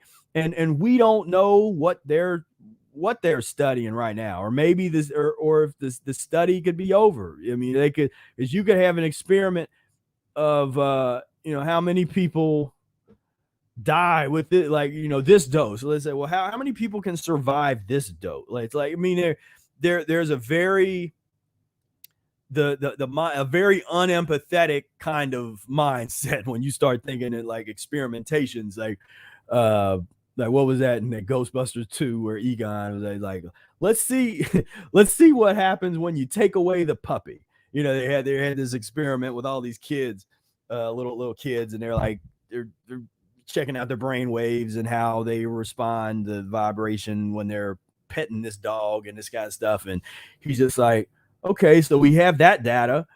Let's see what happens. Let's take the puppy away. Let's see, then the next stage, let's show them a video of a puppy being murdered, and let's analyze that. I mean, there's no like gut feeling connection to any of that. It's all very just up here. It's up in the head. Just very like, yeah, let's, because there's a curiousness. It's like disconnected from that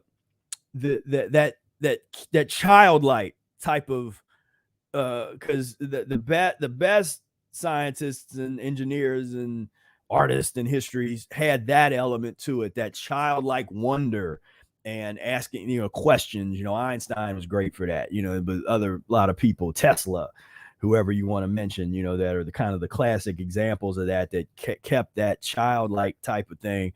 But then you got the Faucis of the world and some of these guys that just like, you do not want to be a part of one of their experiments. So you do not want your child, you want your child in an incubator being with these guys in the room doing an experiment, and you signed up for it and you agreed to whatever's going on, that no way, I'm staying out of there, because here's I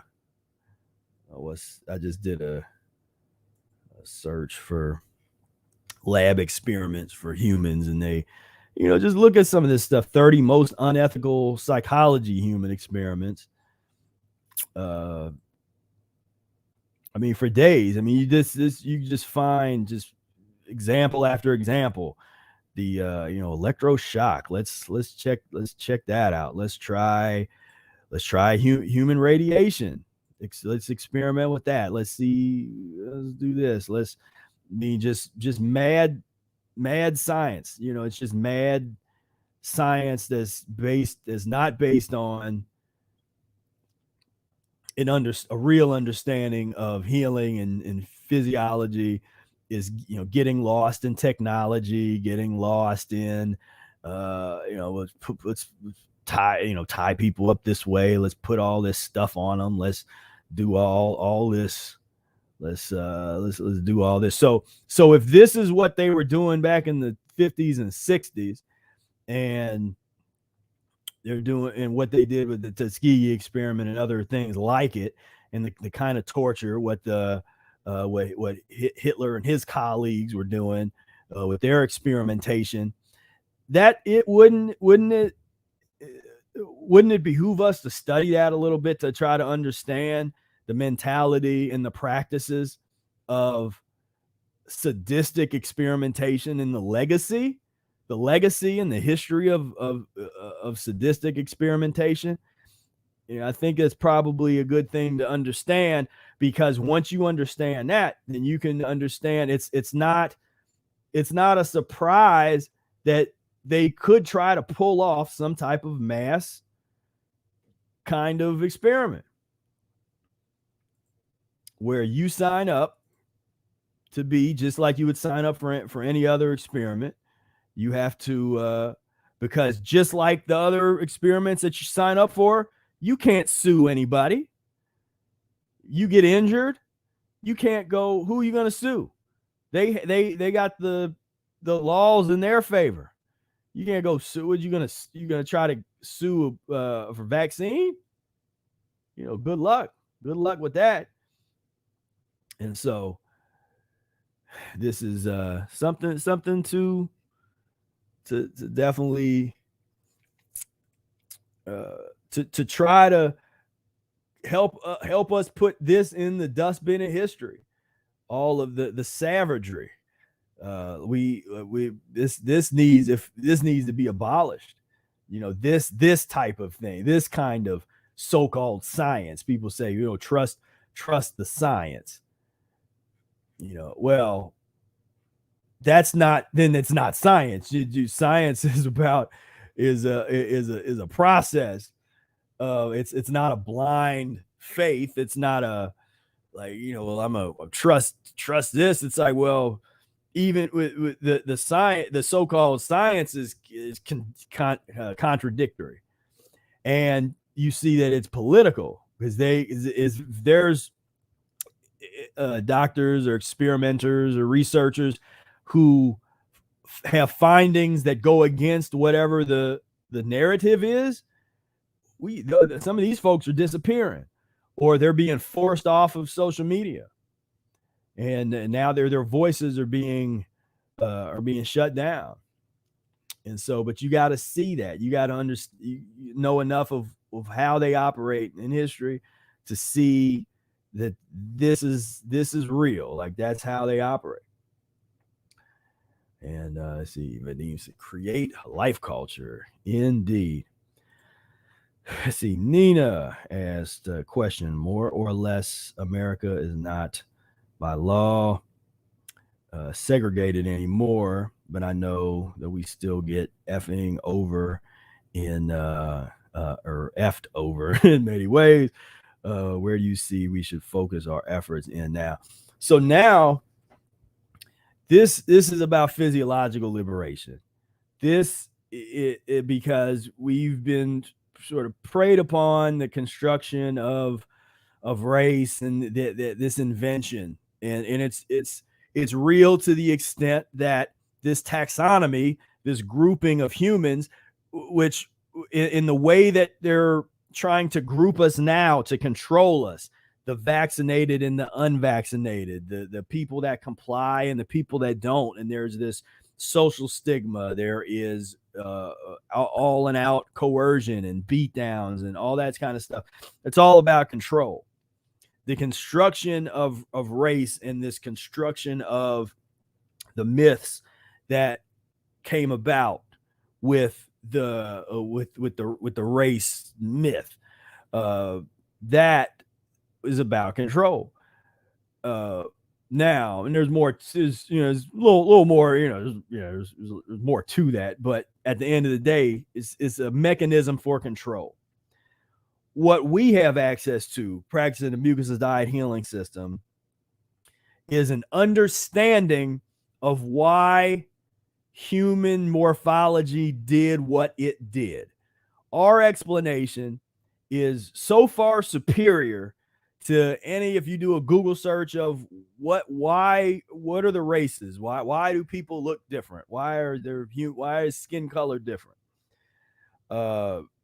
Their answers to that are still so adolescent and old and based on these people were closer to the equator, and these people, never about diet. Never about that you can change your morphology You can change your skin tone. All those things can change based on how you eat.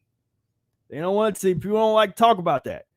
And but that, armed with that, and for me, and that's, see, when I was going through, and I know what you're, where you coming from, what kind of, what you know, going through the studies, you know, the autobiography of Malcolm X type of studies, you know, you get to this point where you're like, what is, like, you know, you just can't, you get overwhelming, like this, what is going on.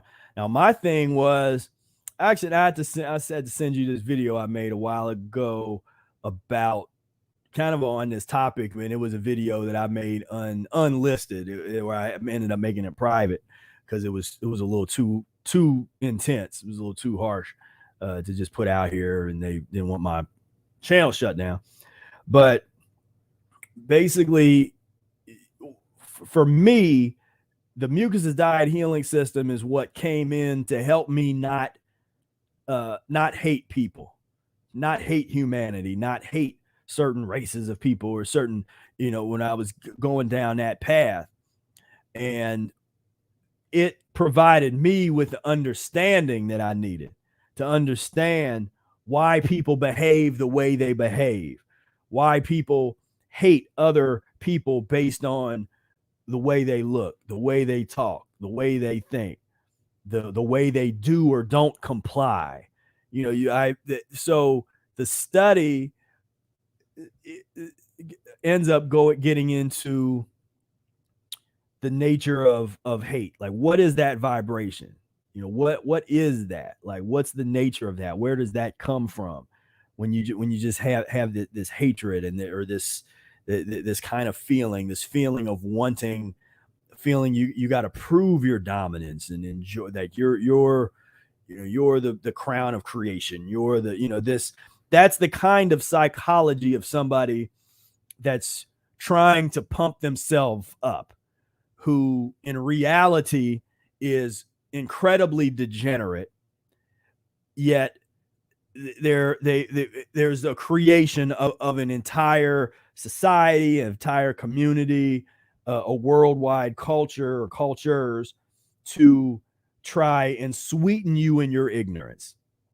And that's what we've had in the history of this, in this racial thing, is this sort of the sweetening of ignorance, this dominance. Again, the filthiest people are the ones that become most dominant when you're talking in a world of pus and mucus, when that's dominant, you have to, the filthiest are the one that's going to survive and win and end up becoming the rulers. And that's what's happened. The filthiest people on the planet over the past 10,000 years have been the ones that have run the show, you know, that have either seized power, have been put into positions of power, whatever the scenario. The filthiest are the ones that find themselves in that position. And so I would say, you know, in terms of that, physiology is the key, and continue to pursue that, because that is really how you get connected to your ancestors. You know, in the meantime, what the transition is happening, it's like we have these realities in our society where, based on, you know, if you got dark skin color, you need to be concerned about things that some other folks aren't as concerned about. And it's in the institutionalized, that you probably talk about, you know, the institutionalized elements of this racism that make it dangerous and hard for segments of people to do what they need to do. We're now starting to move into an era of the medical apartheid, the medically based kind of, where it becomes less and less about race and as a means of control, and more about complying with the medical popes and archbishops, you know, kissing their ring And for the unwashed plebs that don't comply and go and get the dose, you are ostracized, kicked out of society. And a lot of us say good riddance. We'll create our own thing. We'll create our own society, create our own community. Stay away from us. No vaccinated folks inside over here. You go and you guys go and have your whatever they're doing with their checking people's passes. But that's the thing to watch is that's the transition that we're in right now. But yeah, the race that race issue, you have the golden ticket with the Mucusless Diet Healing System. You got that, and read the tragedy in nutrition. Because that's where Eric is very, very plain spoken about his opinions on the morphology of humans, and it's pretty eye opening just how he puts that together. And Nina said, "Did you ever consider becoming a lawyer?" I mean, I had a moment where I was interested in that type of path, that kind of path. And in high school, I was, it was never like a predominant type of thing. I was always more into being a musician, or when I was into sports, just that kind of thing was on my mind. But, there was a moment where I was kind of interested a little bit in that, but some of the things that I had gotten into when I really started studying the so-called classics, I had read I was going through like Plato and Aristotle, and just those works at the right time in your life. When you go through some of that, like with Plato's Republic, and like Aristotle's it was like the Politic, and his treatise on rhetoric, and this kind of stuff that can really help transform your mindset, and create this ability to think logically, to properly construct arguments. That's like a lost art form, man. It's so rare when you see somebody that really knows how to lay out an argument.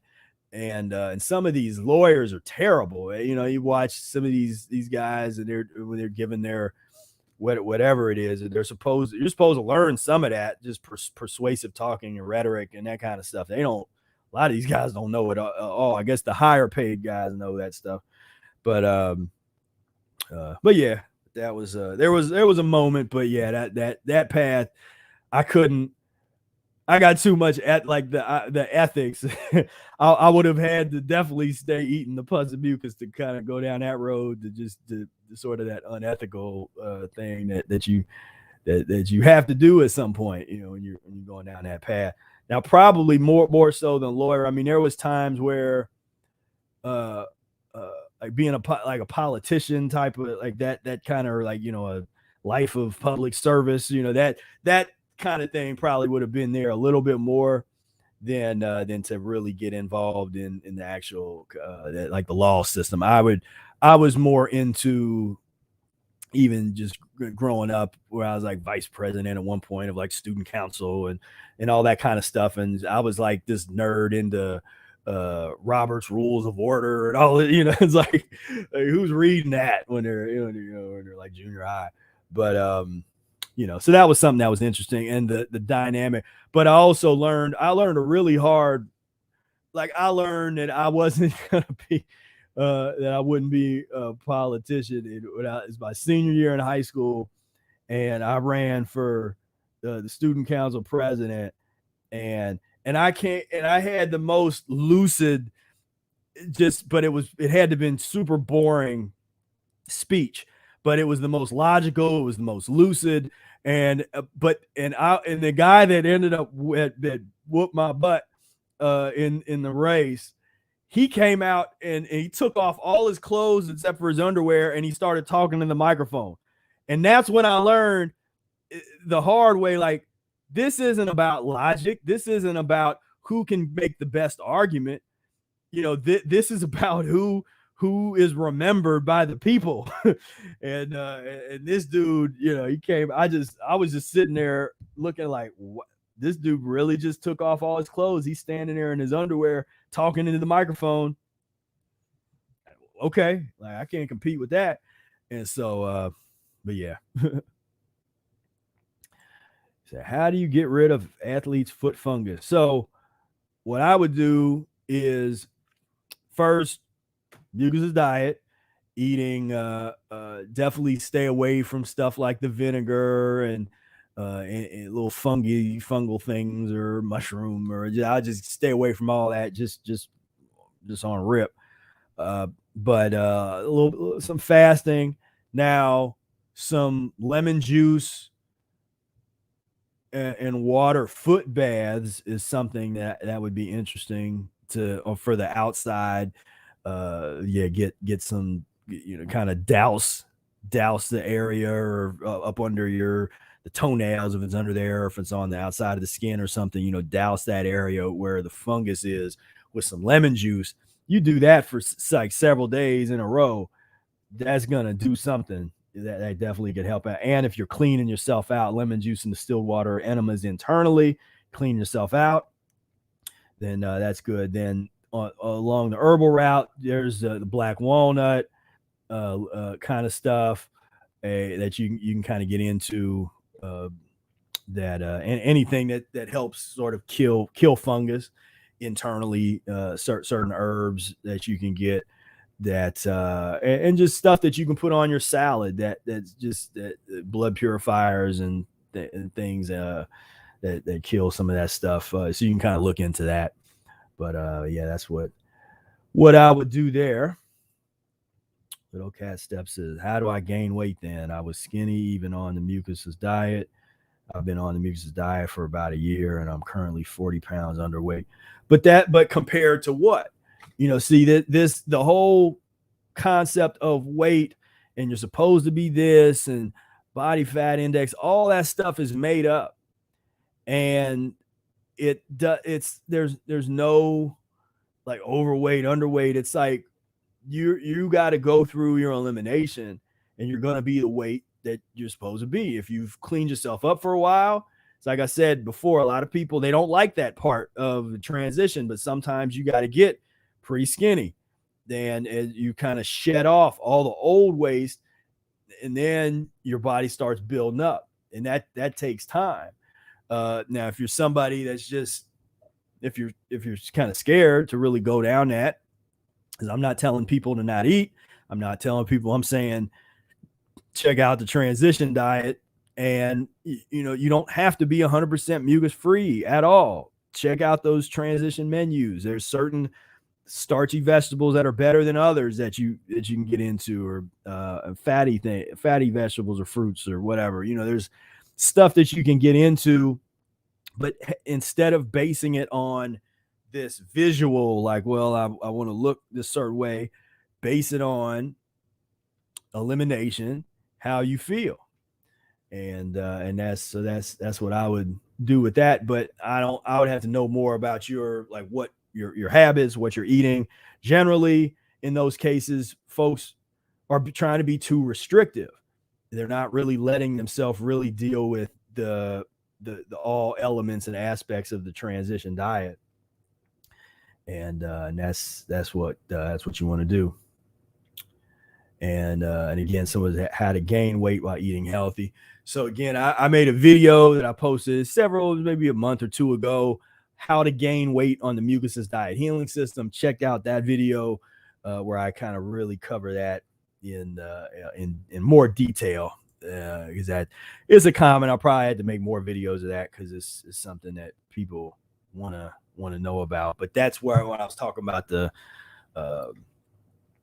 different body types and that kind of stuff, that's what it is. But I'm telling you, the cleaner you get, there's a certain point where you will be able to, you'll be at a fast and not lose any weight. It's that, or lose very little weight. You'll lose some water weight, but that's kind of it.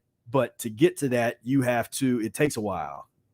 And like I said, I don't advocate, generally don't really like even talking too much about weight. But I know that's a concern a lot of people have because you also got to keep in mind society is is based on this pus and mucus type of ethic, and so we're in this era where the thicker, it's like that's what you are supposed to, people are being oriented to that, like that's what, like, man, I want thick, big, and then in guys it's like, this big muscle, this, like, it's like that doesn't make you a more efficient fighter or protector or anything like that. But the mentality is like, oh wow, that person's got, arms of steel, and where it's like, but that goes against law, physiological law. Vitality equals power minus obstruction. And what folks tend to want to do is just carry around all of this unnecessary waste, because in our era, which has been compromised by pus and mucus eating, so our view of the world has been compromised, and the values, what looks, because each culture has its own little thing of what looks good, and there's studies on this and the symmetry and all that kind of stuff. But generally speaking, there's some cultures where that doesn't apply at all, and what they find attractive is quite different from what other people find attractive. What I'm saying is, like, we have to evolve beyond the current sort of pus and mucus based value systems of attractiveness and things, and get on to that next level. But it's keep on cleansing. But generally, like I said, most people, if they're losing weight too fast or to the point where it doesn't feel, because that's when you say too fast. So what does that mean? Well, it's not that it necessarily looks a certain way, but if that's along with that, there's fatigue and there's issues that need to be developed, that need to be addressed, and the process should be slower. And let's see, Reese said the e-course is legit. I've taken it twice. And Evan says, yeah, I agree. Super helpful. I took it a while ago. I appreciate you all. Yeah, this is the e-course. We have the sale going on right now. So you definitely want to take advantage of that. Use the coupon code at checkout, Last Chance 2021. Last Chance 2021, the last chance to get the e-course at the early bird prices, some of that when we first put it out there. Yeah, we're definitely going to be moving on from that. Let's see here. All right. Any other questions? Let's see. Evan says, do you think jazz is objectively the best music out there in terms of healing ability, spirituality? What about classical music? So, well, yeah, it's like I'm biased, so I say, well, jazz, I'm a fan of what we call just black music in general, which is the musics of the African diaspora that were that originated with people from Africa, or ancestors of people from Africa. So that goes all over the world, different places. So I find a lot of healing and spirituality, that's really in that music. But there, intention, where the musicians were at, physiologically, that's what we're trying to bring to the table, is that the physiological influence of art and the elevation of art, the elevation of the human spirit by way of music, and what kind of music is made by people that are cleaner, that have been cleaning themselves up. It's a total different kind, because your body is different. The way vibration hits your body and your eardrums and how you resonate with different vibrations totally changes as you start to clean yourself up. And so yeah, so as far as I'm into exploring the musics of the world. I love like Indonesian gamelan music, and there's a lot of great classical music in India. There are Indian classical music, Middle Eastern classical music. There's different pop musics I like, that around the world. So there's a lot of stuff. I find what's fascinating is probably the most influential music around the world is the blues, because very hard for you to find any popular form of music, whether it's J-pop or K-pop or anything or like that, that's not going to have that profound influence of the blues. And then you can get into analyzing what those influences are.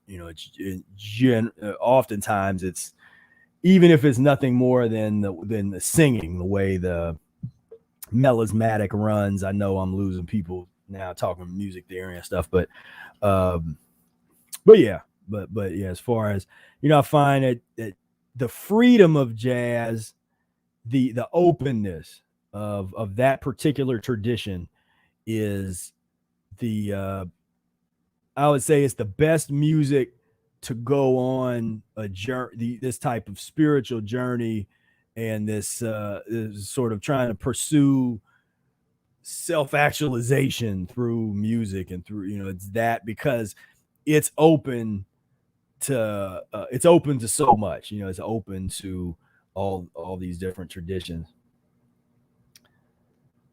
Let's see.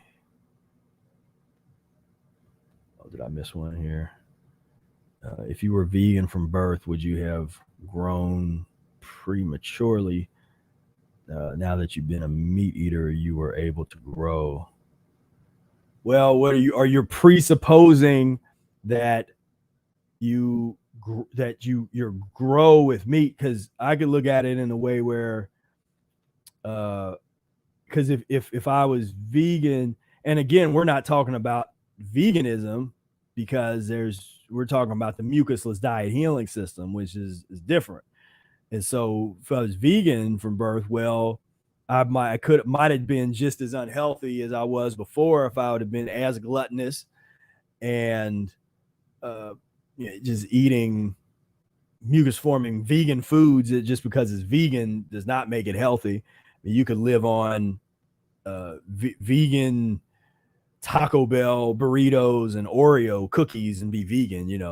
Now if you're saying if you've been on the Mucusless Diet Healing System from birth, now we're talking about a whole different type of reality, a whole different kind of thing where when you're not you're actually growing and unfolding. You unfold, as we're not supposed to. We age so quickly. We're not supposed to age as fast as we do. And you're seeing somebody like 12-year-olds that look like they're 25 and this kind of stuff. That's not natural. That's not supposed to. You should look young for decades, and be fairly young looking. And so all I can say is if I'd been practicing the Mucusless diet since I was a baby, I would look younger than I look now. And some people say that I look young for my age now. I would look like 10 or 20 years younger than I even look now. If now would be the main difference, and I wouldn't have as many like chronic ailments and things that I go through, the stuff that I'm working on, because once you overcome one, there's always something more to work on. Once you overcome one hurdle, get over one hump, there's the next one. And we have, and that's part of the lifestyle, because we have that kind of work that we got to do. It's a lot of work. Let's see. Oh yeah, the song Spira. See the movie They Live from the 80s. Yeah, that's another good one. definitely got to be in the rotation. And yeah, well, I don't understand how people don't see it, the many variants until people catch it. Yeah, I mean, once they started giving people all the inoculations, it's like the experiment is really over, because now, unless they're, because like I said, we don't know what the experiment is. The experiment could be how long does it take to infect the whole world? Like, and they're studying that, like, okay, we get enough people, because so many of these people that they're saying that is getting sick and going in, and they're saying, oh, this person has died of COVID, and they were vaccinated, they had the shot too. I mean, it's rough, but yeah, and I could go on here. Usually this would be about the time where I would start playing the vaccine injury videos. I'm not even going to do it today. I'm going to leave it. Yeah, there we go. Thank you, Reese. Malaria. Arnold Ehret put himself in a position to get malaria. He had symptoms for 2 days. He fasted for those 2 days, flushed his system, and malaria was gone. Wow. So that's a great case study. And Reese, you believe, yeah, it's hard to, he's injected into himself. It's hard to read. There's a couple different things where it talks about that, and it's kind of hard to interpret. Yeah, did he inject himself? Did he try to inject himself with it? Or was he just trying to be around people with it? Yeah, but he did it, and then he survived and thrived afterward. Janice says, try to find a doctor that will admit that people from this country have parasites. It won't happen. Yeah. People definitely don't want to do that. And let's see here. Let's see any other questions. Okay, I think I'm getting to the end of the list here. So we'll start wrapping it up. No, it's not. Okay, let's see. Nina says, what inspired you to lock your hair and reject the standard American style of dress? So a lot of that was it was a physiological consciousness, more so than being around a bunch of people. It's like, yeah, I was around Brother Air, who had locks, and Vic and Takora and other members of the Mucus-free community. But that I was still cutting my hair. I was still shaving and stuff, up to a point where I'd gotten clean enough to where I was like, it just occurred to me one day. It was like, man, this doesn't make any sense. And it was because I remember the day, like the last time that I ever shaved with like a thing, like I might trim a little bit. But this is as far as my beard grows. I don't grow down here. Like this is my beard size. But the last time that I shaved, within 2 hours, I felt the hair growing back in, and it was so uncomfortable, and it's just itchy. And I used to just experience that, and it wasn't fun. It didn't make any sense. And after having read the Mucusless Diet and it's kind of downloading, I mean, I'm still processing where Eric's talking about the importance of the hair and the crown and Samson and that kind of stuff. And it, and that takes a minute to kind of process, and it wasn't immediate like aha or anything like that. It took me a little minute to kind of understand that side of it. But really, when I started doing it, it was less about it wasn't like a philosophical decision where I'm like, philosophically I agree with Arnold Ehret and I agree with the brothers and sisters in our community, and I'm going to stop. It was like, no, it really was an internal experience, like physically inside. Everything in my being was like, stop, don't do that anymore. Don't cut your hair. Don't be doing, you know, it was that kind of, it was like an internal thing.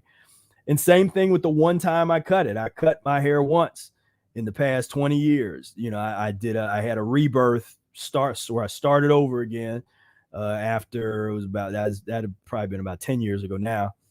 And so, you know, we a lot of folks have one of those where you kind of, and so I had my one, and I think I talk about that in Spira Speaks a little bit.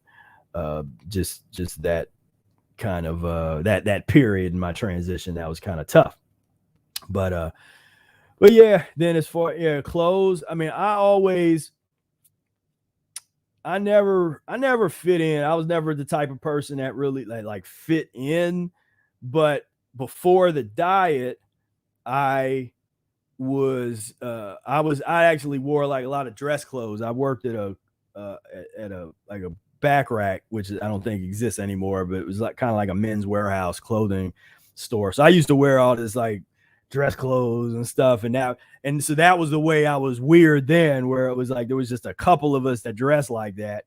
And so, you know, I got like best dressed in my class when in high school. But once I started again, when I changed my physiology, like that type of clothes wasn't comfortable anymore. You know, I used to enjoy, like, I liked that clothes and what felt comfortable, but when I was eating the way I used to eat. But then once I got on the Mucusless diet, it was just like, I need some color. I need some things that's not all tight and stuff, you know, that have some freedom. And so, yeah, so it's, again, really a physiological based decision, more so than any kind of philosophical, you know, trying to wear things that are, that express how you feel and where you're at. And sometimes that's something, it could be just, you know, a t-shirt and some some shorts or something, and other times, you know, it's a nice dashiki or, you know, whatever it is. And you know, that expression. Ozone said, are you on Reverb Nation? I need to update all of that. Like, I have a Reverb Nation account, but I haven't really updated. I think I might have one for Breatharian Ensemble, but I haven't updated all that. So that's something that I'm working on now for Fire Music Project. So yeah, I appreciate that question. Yeah, I want to get up to date on the Reverb Nation, then some of those other platforms, because I haven't really, you know, kept up with a lot of that, you know, a lot of those different music platforms and stuff that's out now. I need to work on that. So thanks for reminding me. But yeah. How do you know when you have a cold, if it's detox from recent foods or from several years ago? I'm a vegan and clean mucus lean diet for a couple years now. Well, I mean, sometimes you can, at the end of the day, all you can do is conjecture, you know, but you can get pretty close once you know, and you're really connected with your body, and you know how your eliminations unfold and that kind of stuff. But generally, it's always going to be the same thing with your body. It's an opportunity for your body to eliminate waste. So the trigger is less important. That initial trigger of what triggered your body to go through this elimination is not as important as what do you choose to do. And so that's where you want to be armed with, you know, your Mucusless Diet Healing System book, your Rational Fasting book, and get into some serious, some good fasting, some good colon irrigation with the lemon juice, distilled water enemas. Let the elimination take its course, because there's no way to really go around. There's a certain amount of elimination that you're gonna have to go through, just based on your past eating habits and the eating habits of your ancestors. And so you just want to, you know, be ready to do what's needed. You know, when I started practicing the diet, I went through some massive eliminations where I was blowing my nose, going through boxes of tissues. But I knew, I could feel like, okay, this is different, because this is the first time and I'm actually allowing my body to go through this elimination. And so that changed the game. So So I would say don't worry too much about it. It's like, yeah, you could eat something that triggers it. The change in temperature can cause that lymphatic system to do some stuff, but whatever the trigger is, once it's triggered, you want to use that to your advantage. Allow yourself to eliminate that stuff. If anything, if you don't fast, then the least you can try to do is just try to be mucus free. Try not, because when you start to eat mucus forming foods, that's gonna just prolong the elimination process. So yeah, but keep doing your thing, keep on eliminating that waste, and it's finite. Eventually you get to a point where you don't have those eliminations anymore. Or if they happen, once every 2 years or once every 3 years or something. It's like that kind of thing. Let's see. I'll just answer a couple more questions. Can mucoid plaque hinder your DNA expression, what you truly are? Thank you so much for answering. Well, mucus in general, I mean, not just mucoid plaque, is a certain expression of uneliminated waste materials in the body, uneliminated foods, uneliminated from pus and mucus forming foods, uneliminated toxic wastes and residues. That's the expression of that. But anytime you have an external expression of that, internally, it's even worse. The toxicity internally. Dr. Morris talks about the interstitial fluids, cleaning out the wall, the wall of the intestines, not just the outside of the intestine, but getting into the actual wall, cleaning the tissue system out. And that's what you do, or prolonged mucusless diet, cleansing, doing this thing the right way. Your body's going to get deeper and deeper into the system, the tissue, as Eric talks about, getting into the microscopic capillaries where blood has never been before, where you start to open yourself up like that as you go down this path. But in terms of hindering, I mean, my thing is, so the DNA, I think a lot of the DNA, it needs that whole line of theories need the mucus-free perspective. Like, we need scientists to come through that are armed with the knowledge and understanding of the Mucusless Diet Healing System and the reality of how pus and mucus forming foods have the propensity to change morphology over time. Armed with that, we could come up with some pretty great experiments to see how does obstruction affect the embryo at different stages. How does the lack of constipation, the lack of waste material in the parents at the time of conception, how does that contribute to the embryo? That's all important questions. Those are the real science experiments that should be taking place, but aren't, because we have these idiots over here trying to kill everybody, doing sadistic experiments instead of something that would actually be helpful. Like, that would be helpful to know. How many generations does it take to change the morphology, to change the so-called DNA, to change cleaning up? Because they used to do those experiments, like how long they could keep. The chicken embryo experiment is famous, where as long as the chicken embryos were cleansed, they didn't feed them. I don't think they just removed the waste, and it lasted for like 28 years or something. And as soon as they missed a day of removing the waste, the embryos died. So that's an interesting experiment. That's the kind of mindset and the kind of path that we could go on in terms of useful scientific experiments that could actually help us better understand our physiology, better understand the principle of vitality, or the law of vitality was power minus obstruction, and what it means to have acid refuse in the body that destroys cells and potentially alters this genetic material. Yeah, that's important stuff. And we're just so far away from that. I mean, we got all the money in the world, all these billions and billions of dollars going into, they're still torturing dogs. They're still torturing rats. They're trying to create robots and, these robotic kinds of things, create robots to do everything and clone armies. I mean, that's the next thing. That's another one of these things, and I can talk about, and people will go, well, that's hyperbole. That won't happen. And it's happening now, but it's not going to really hit, I don't think, for a while. The beginning of it is the drones. So that's how they're starting out. So it starts off with the drones, but just like just like in Star Wars, the clone army.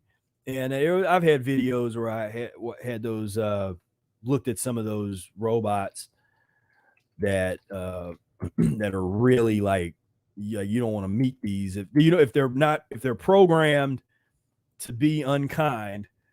You don't want to, like this guy here. I don't want to fight this thing. And if there's an army of these coming around that's scanning you, that's scanning for your, that's like, please show us your card, present your ID, or they just can scan your body and they know if you have the vaccine or not. You are in an unrestricted area. You must leave, or it grabs you and picks you up and takes you somewhere or something, or starts beating you down. This is what we have in store if we don't resist, because it's not going to stop with the humans coming after you. They got this is waiting in the wings.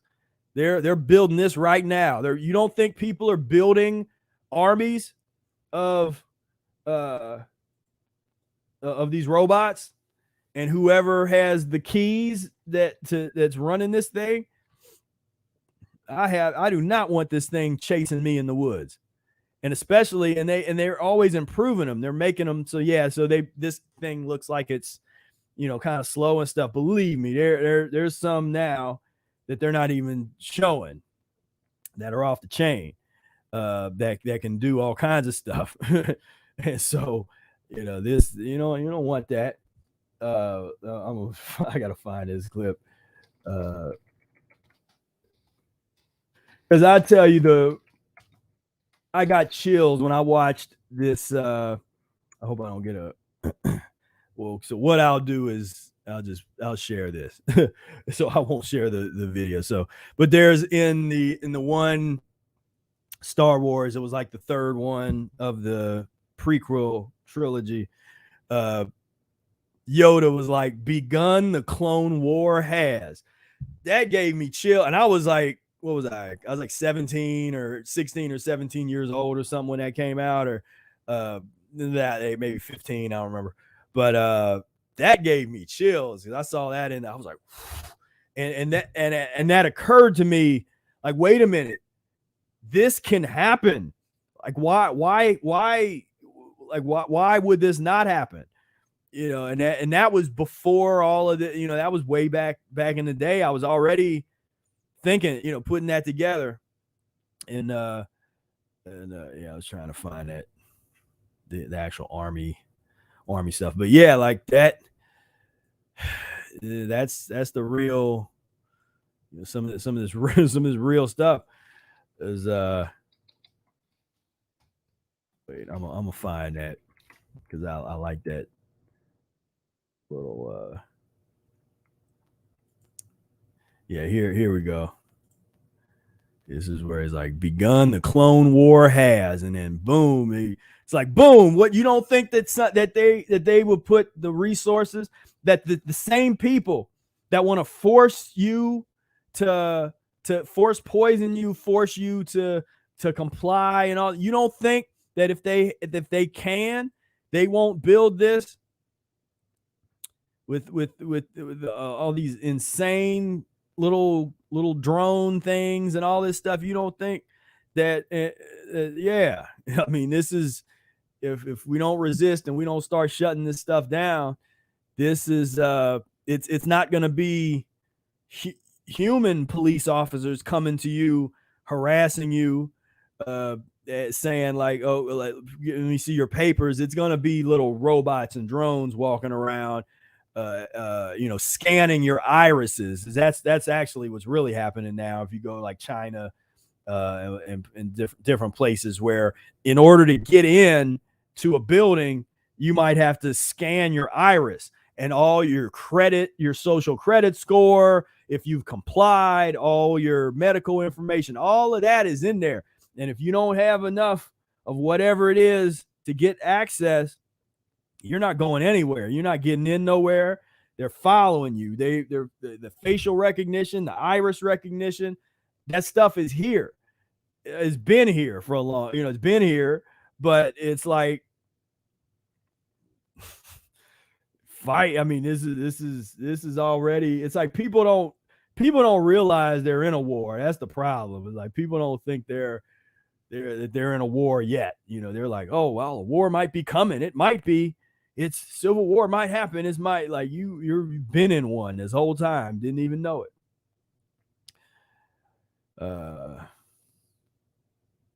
But yeah, that's an interesting question, man, with the hinder your DNA expression. What's going on, Joe? Yeah, thank you for plugging in, man. Yeah. Is okra mucus free? I always hear that.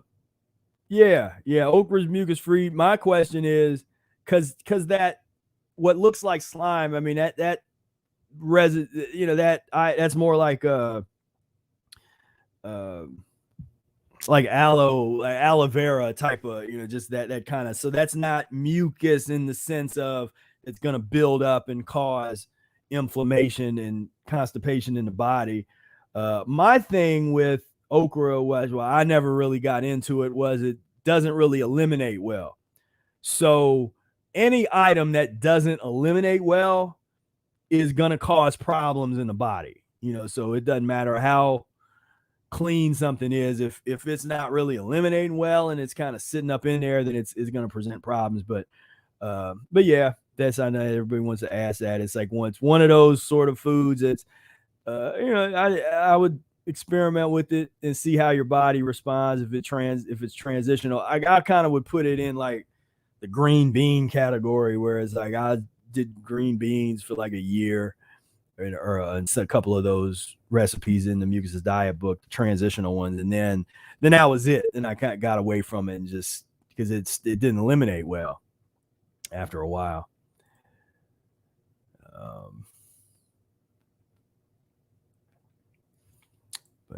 Yeah, so there's been the dogs, those robotic dogs. Yeah. Yep. Yeah, it's like this stuff has been here, and whether you get your dystopian narratives from, you can analyze Star Wars and some of this stuff is embedded in there. Whether you check out just all the classics, you check out, because that's where Star Wars comes from anyway, that the heroes archetype myth and all that stuff. And I see Catherine said, can you discuss effective resistance methods now or in a video? So we went over that in the one video that I talked about earlier. I would recommend watching that original video where I talk about the bring it back up, the this one, live, the Professor Spira and Brother Air Unleashed from March 27th. Watch that, because we get into that. We get into some of the classic resistance level methods historically. And so watch that video. I'll make a couple other ones, but I'll also join on where every Wednesday we have a meetup.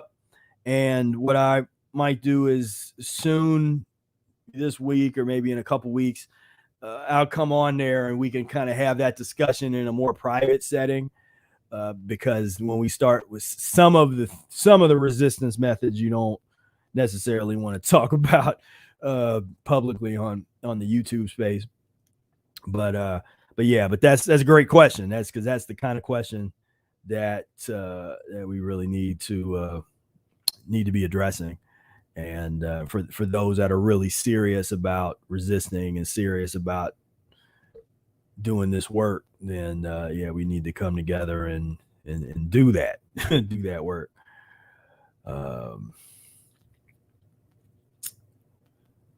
So all right, it says thanks for the answers. I thank you for tuning in. So I've enjoyed this. Then we're gonna call it an episode for today. So I thank you all for tuning in one last time. We'll want to invite you to check out the e-course. 80% off the e-course. This is the last chance where we're going to have the e-course at this price. And because even with plus the 80%, it's still worth every bit of that. But I've always wanted as many people to get into the course and to benefit from it as possible. I mean, I spent years working on the course, and it's been very it's made me very happy to see that it's helped so many people that have been in it. So this is the last chance. We're gonna get you guys in here. Share this link one last time. Coupon code last chance 2021 is what you want to do. And Reese says, thanks, Professor. Mucus-free is the way to be. We all got serious work to do. Work in cleansing ourselves up and preparing, resisting. Most definitely, we got some serious work to do. But it's work that that's gonna be done. You know, we're gonna do it, and it is it's time to resist this insanity. Let's teaching we got to normalize the baby. You don't have to imagine it. It's here. Giving your child a baby, like baby doll with the face masks and with the little the nose thing. You gotta normalize it. Other school children. So even though they're not wearing them, it is important to normalize them. It is important to normalize them. It is important to normalize them. To normalize them. Oh, you gotta be fucking kidding me. And even is what I have to say about that, because no, we're not going to normalize that. No. So yeah. Hey, you all. So much for plugging in. This has been a lot of fun. And next week, I think we're going to have a good friend of mine, Mr. Dan Hall, is going to be on the program talking about how the Mucusless Diet helped transform his life. Is one of the most remarkable transformations that I've ever seen on the Mucusless Diet. So we're going to talk with him and check in with him, see how he's doing. We will do that next week, next Friday. So until then, thanks you all so much for plugging in. Talk to you then. Peace, love, and breath.